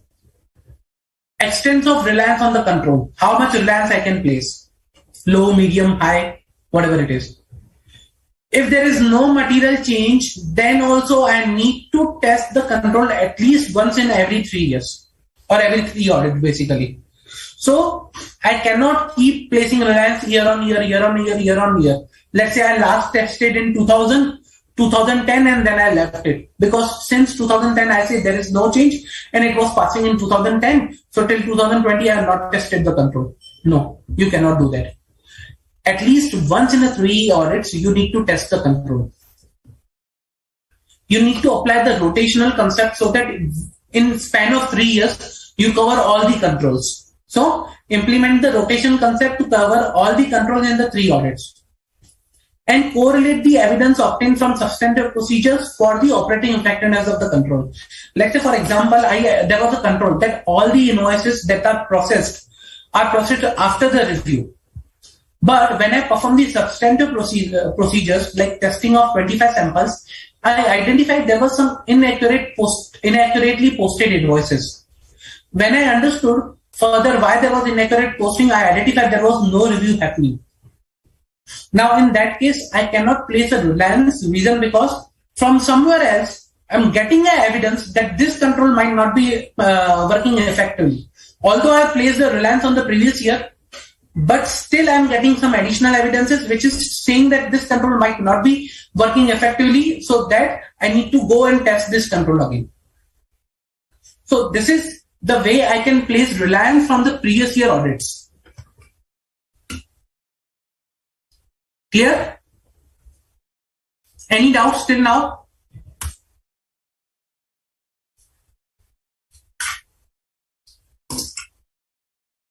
Arpita, I think you are combining two particular things, like one is the substantive procedures, one is the risk assessment procedures. Now substantive risk procedures, like I think can you rewrite your question so that I can understand better whether you want to understand substantive procedures or risk assessment procedures?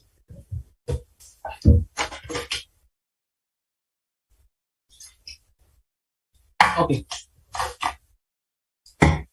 Now, there are certain other methods also that we need to understand.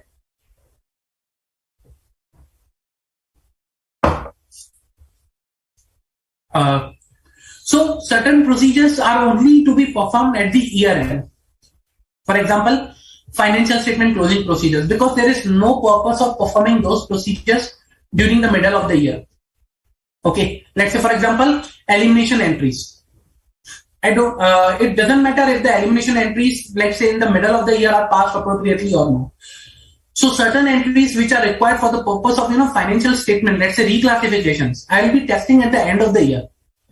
In the second month, in the third month, or middle of the year, doesn't matter. Substantive analytical procedures can be performed in the interim it is appropriate to do so. Okay. Now substantive analytical procedures, that is analytical procedures performed during the substantive testing. So substantive analytical procedures can be performed in the interim if it is appropriate to do so. For example, trend analysis. Now I cannot perform trend analysis when it's only 2 months have passed for the year. I don't have enough data to perform the substantive analytical procedure or trend analysis. Let's say for example, ratio analysis. Okay. I know most of the expenses are recorded at the end of the year, reason because invoices are generated at the end of the year. So there is no point of performing ratio analysis at the mid of the year. So certain procedures, it will be appropriate only if I perform at the year end. But let's say, for example, certain expenses which are booked in the start of the year itself, for those I can perform those analytical procedures in the start. To address the fraud risk, testing should be done at the period end rather than the interim. Reason, because most of the fraud are done because of some incentive or pressure. Let's say if it is done at the pressure. So pressure is a peak, is at the peak, during the period end. Let's say, for example, targets. So they have targets to meet at the year end. Okay, during the year there are no pressure, but at the year end there are targets. At the time of March, or let's say at the time of closing of year or closing of quarter. So it is always better to perform the fraud risk testing at the year end rather than the interim. Interim testing helps us to identify some early audit issues, but only in those areas where there is appropriate or to perform, where it is appropriate to perform. Dual purpose testing. I can perform a dual purpose testing also. Like for example, I'll take 25 samples of invoices posted. What I'll do is, I'll check whether the review has been done before posting. So that is my control testing. I'll test the control.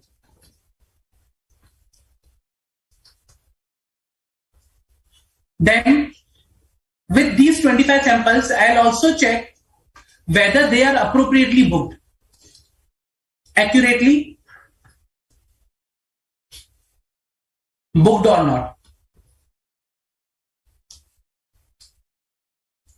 So this will be substantive testing. Okay. Then I can go one step further in this. I'll check payment of these invoices. Okay.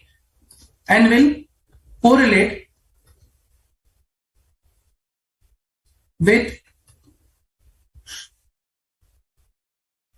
bank statements and banking data. Okay, this will help me ensuring that accounts payables are recorded accurately. So this will have invoices. I'll get comfort on the payment means bank also. I'll get some comfort on the accounts payable also, because whatever invoices I'll book, they will be standing in the accounts payable. So I'll check, whether they are paid appropriately or not. If they are paid appropriately, means they should not appear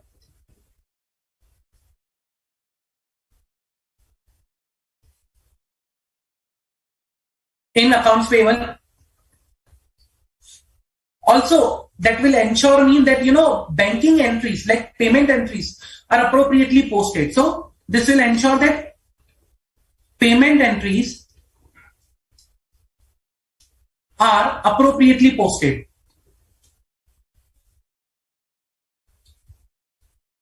Like it may not happen that, for example, payment was done to X but booked into the Y's account. So payment entries are appropriately posted. Again, I can correlate this particular thing to the BRS, whether BRS is done appropriately or not. A chain I can start, by taking 25 samples, I can test start to end. This is known as the dual purpose testing. I'm satisfying my control requirement also. I'm satisfying my substantive requirement also by just taking 25 samples.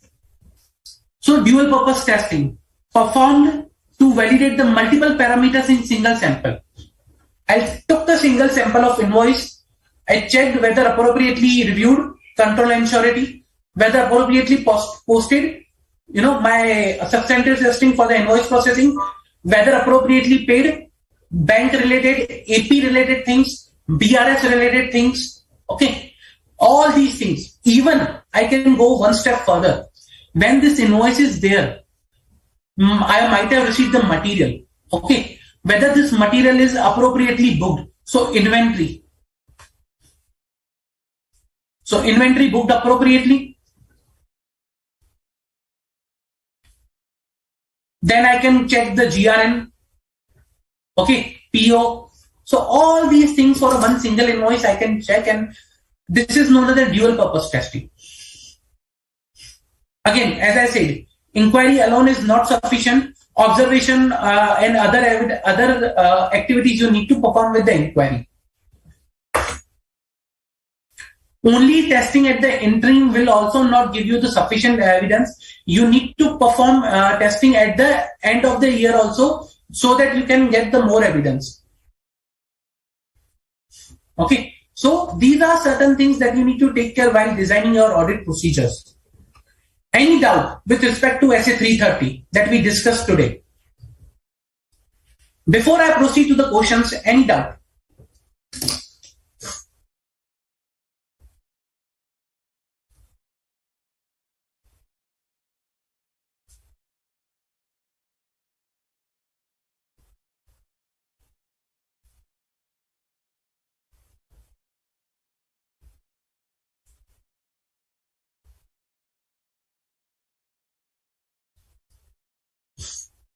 Any doubt, guys? Any doubt?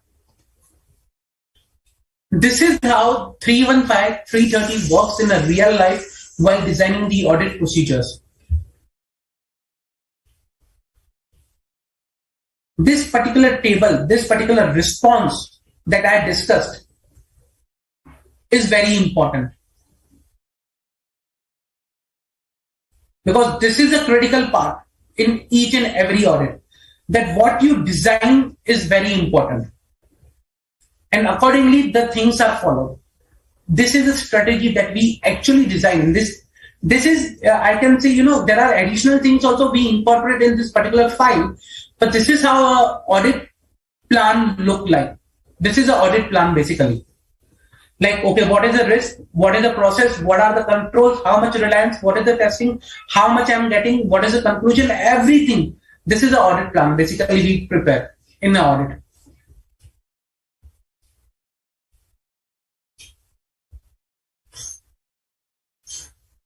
Clear? If no further questions, then let me go to these some MCQs. We'll solve some MCQs, and we'll solve some past questions also, so that we can get some understanding of the topic. Okay. So basically, this particular essay is very important. Reason, because there have been past questions onto this essay also. Okay, let me bring it to the screen.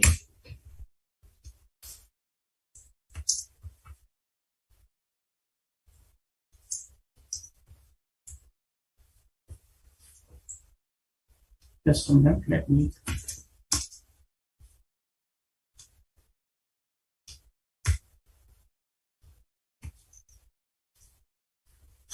Okay.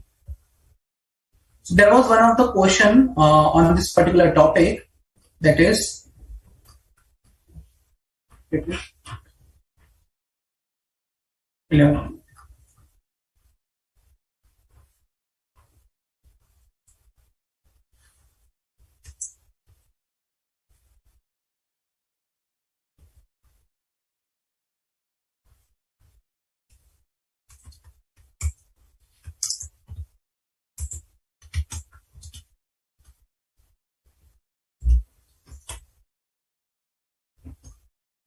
okay.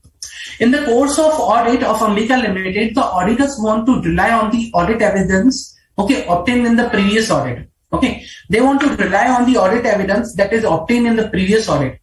Now, with respect to the effectiveness of the internal control, but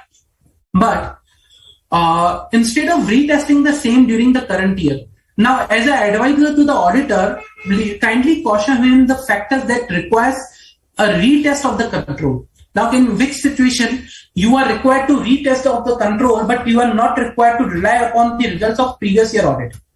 Remember, we discussed just now that, okay, in which circumstances we need to test the control again, but we cannot rely upon the previous year testing.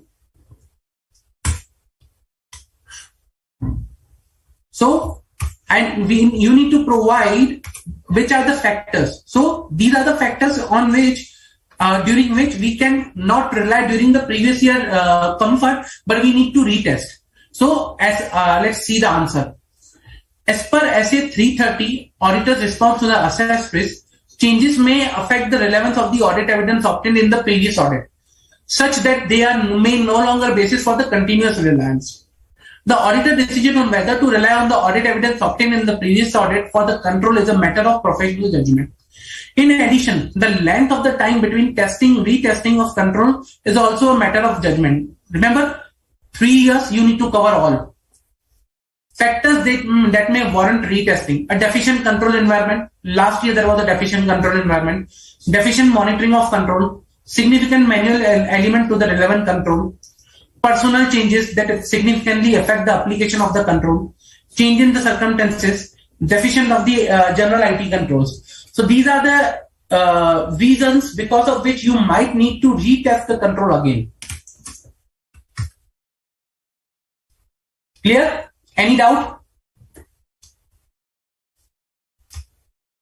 Any doubt, guys?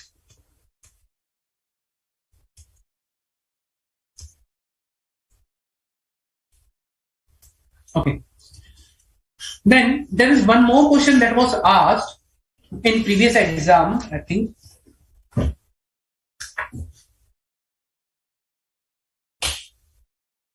Just a minute.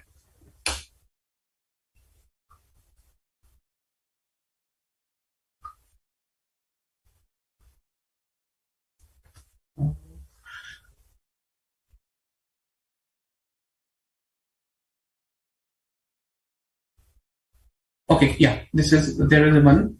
Just let me bring it to the screen.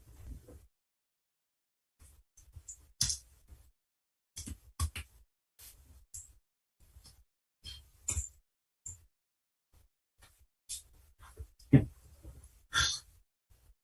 So this was asked for the 5 marks in previous exam. It's December 21. Okay, this is a combination of related. Mr. Agarwal, in the course of audit of PQ Limited, wants to perform external confirmation procedures to obtain evidence. Okay, guide Mr. Agarwal list out the factors that may assist in determining whether external confirmation procedures to be performed as a substantive procedures or not. So these are the factors that need to be considered whether the substantive, whether the external confirmations can be used or not. Okay. So again, remember as a part of our audit procedures like testing, IORER plus recalculation and confirmation. So these are certain procedures that these are certain factors that again depend upon whether he may opt for external confirmation or not. This is also related to SA 505. Why I picked this particular question? Reason because external confirmations can be part of your audit, substantive audit procedures. Okay, substantive procedures basically. And SA 505 helps us to identify whether we can perform the external confirmations or not. So once you decide you need to perform substantive audit procedures, that is external confirmation, then you need to revert to SA 505 whether you can perform or not. Okay, so first decide whether you need to perform external confirmations, and then you move to SA 505 whether you can perform it or not, whether any issue is there in the in selecting the external confirmations or not. So accordingly this particular answer works. Okay. So this relates to the both of the topics, SA 330 plus SA 505. SA 330 permits you that you can perform external confirmations as a part of your substantive audit procedures, and how to perform substantive, how to carry out the external confirmations, that SA 505 guides you. Okay. So this is how this is particularly related. But let us see the answer also. Factors that may assist Mr. Agarwal, the auditor, in determining whether external confirmation procedures are to be performed as a substantive audit procedures include the confirming party's knowledge of the subject matter. Okay. Response may be more reliable if the provided person at the confirming party who has a requisite knowledge about the information, ability or willingness of the intended confirming party, okay, then objectivity of the intended confirming party, whether the party is objective enough to reply appropriately or in an appropriate way or not. Okay. Then there is one more question that I want to discuss. Just let me bring it.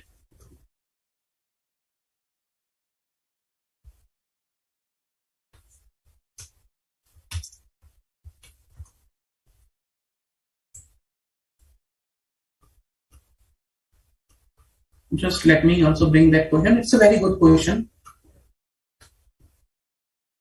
It's a combination of, you can say, SA 550 related party and SA 330. So again, that will, enhance your knowledge. Why I'm bringing this question? Because it's a correlated one and help you understand the topic better.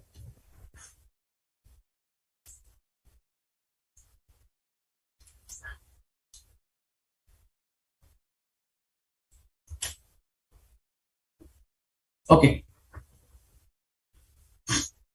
While formulating the audit plan and responding to the risk of material misstatement identified and assessed in a related party transaction and relationship, Mr. K, the engagement manager of the audit team of ABC Limited, decided to rely upon the internal control placed for the identification and disclosure of the related party relationship and transactions in accordance with the applicable financial reporting framework. You are requested to guide Mr. K regarding the necessity to test the control to obtain sufficient and appropriate audit evidence. Also guide whether Mr. K can use audit evidence obtained regarding the operating effectiveness of the control on identification and disclosure of related party relationship and transaction in the interim period. Two things. He wants to only rely upon the internal control placed for the identification of related party relationship plus guidance regarding the control evidence obtained, testing evidence obtained in the interim period.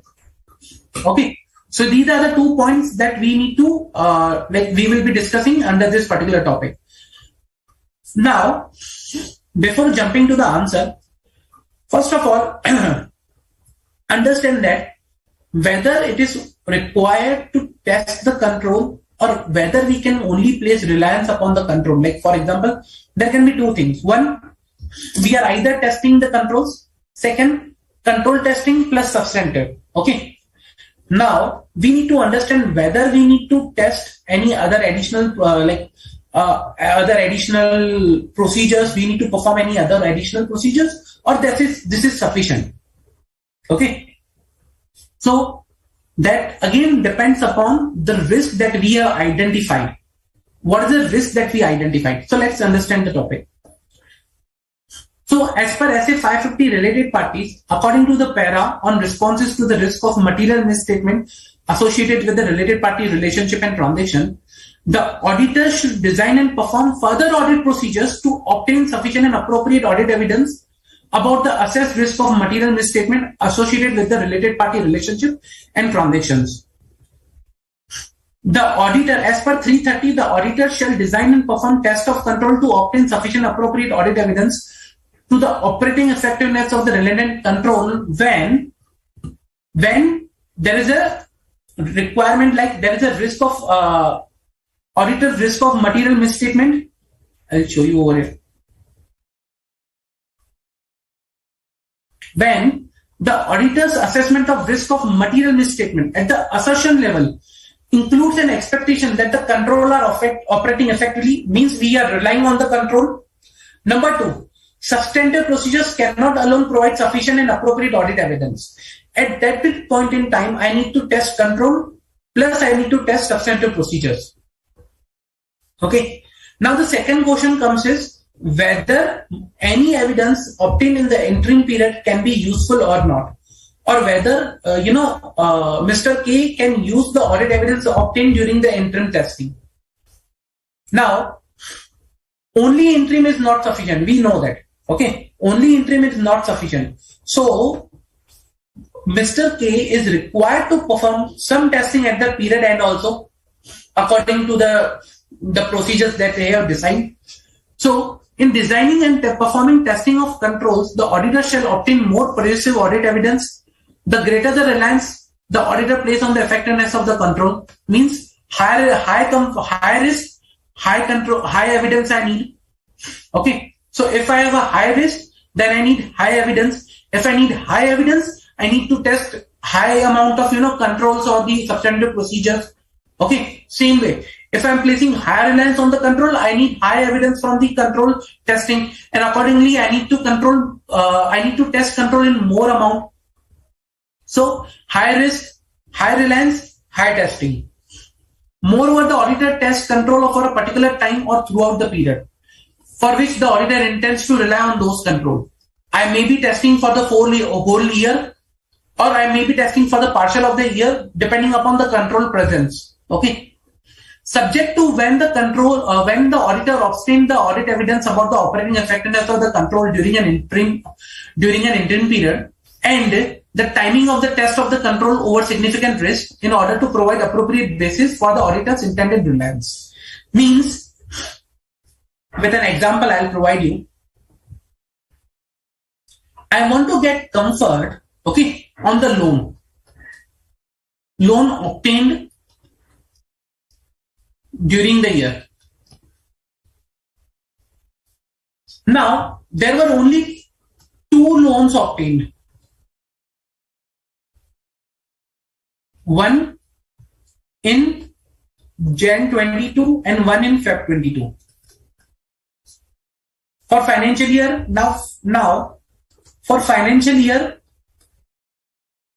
2021-22, am I required to test this control? Let's say there is a control on loan obtained. Am I required to test controls on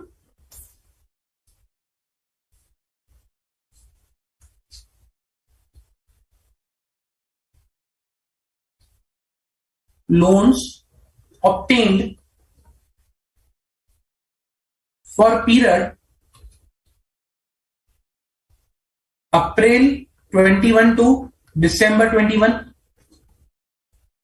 Am I required to test? Answer is no. Reason because there was no transaction. There was no population present, and hence my period of reliance will be from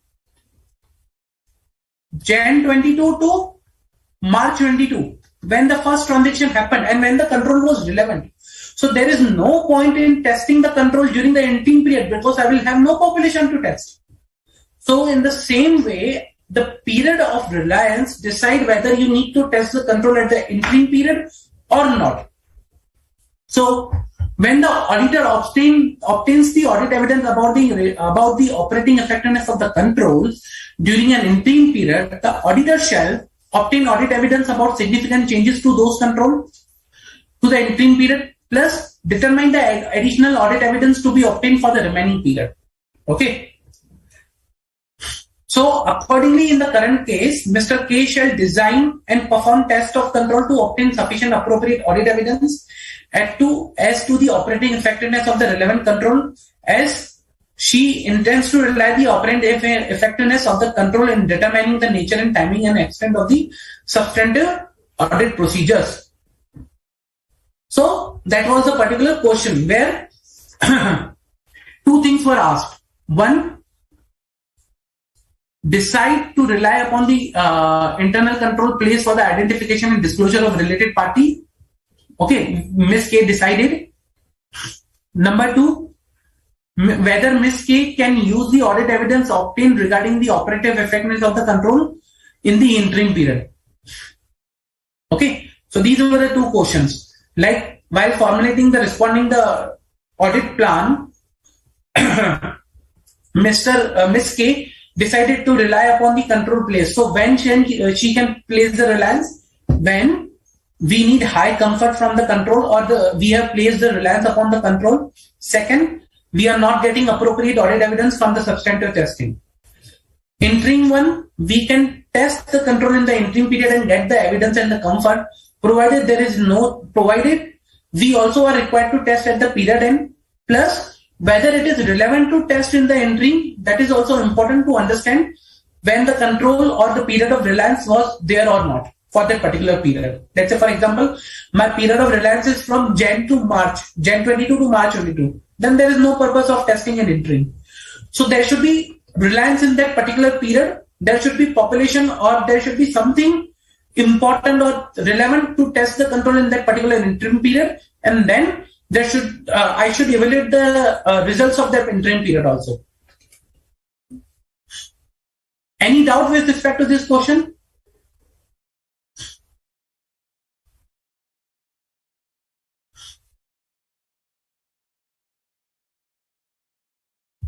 Any doubt, guys? I hope you understand the topic. So SA 330 talks about how you need to plan for your audit or the risk identified. Any doubts?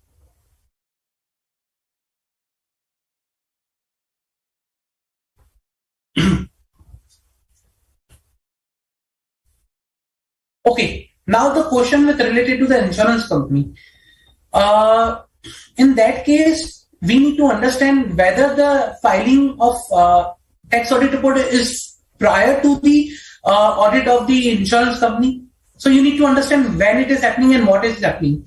I will be requiring additional facts in this particular case so that I can understand why Form 3CB is filed. So I think you need to see the timing when the tax audit report is done and when the normal audit is done.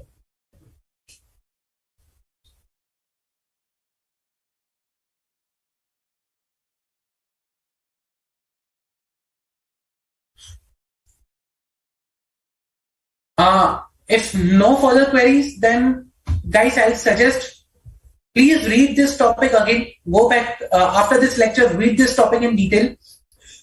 Okay, understand the concept. If you have questions, then prepare the list and you can ask me in the next lecture. Number 2, please provide your feedback whether you are understanding the lectures or not, whether you need something additional or not. Okay, that is very important for us. So please provide your feedback and study. And if you have questions, prepare a list. Ask me. You can post it in the app also, or you can ask during the lecture, so that I can clarify your questions and you will be having better understanding. Okay, guys. So if no further questions, I'll keep it till this. We'll start essay 320 in the next lecture, materiality concept, and rest of the essay in the 300 and 400 series. Okay. Thank you, guys. Thank you for participating in the lecture. Thank you very much.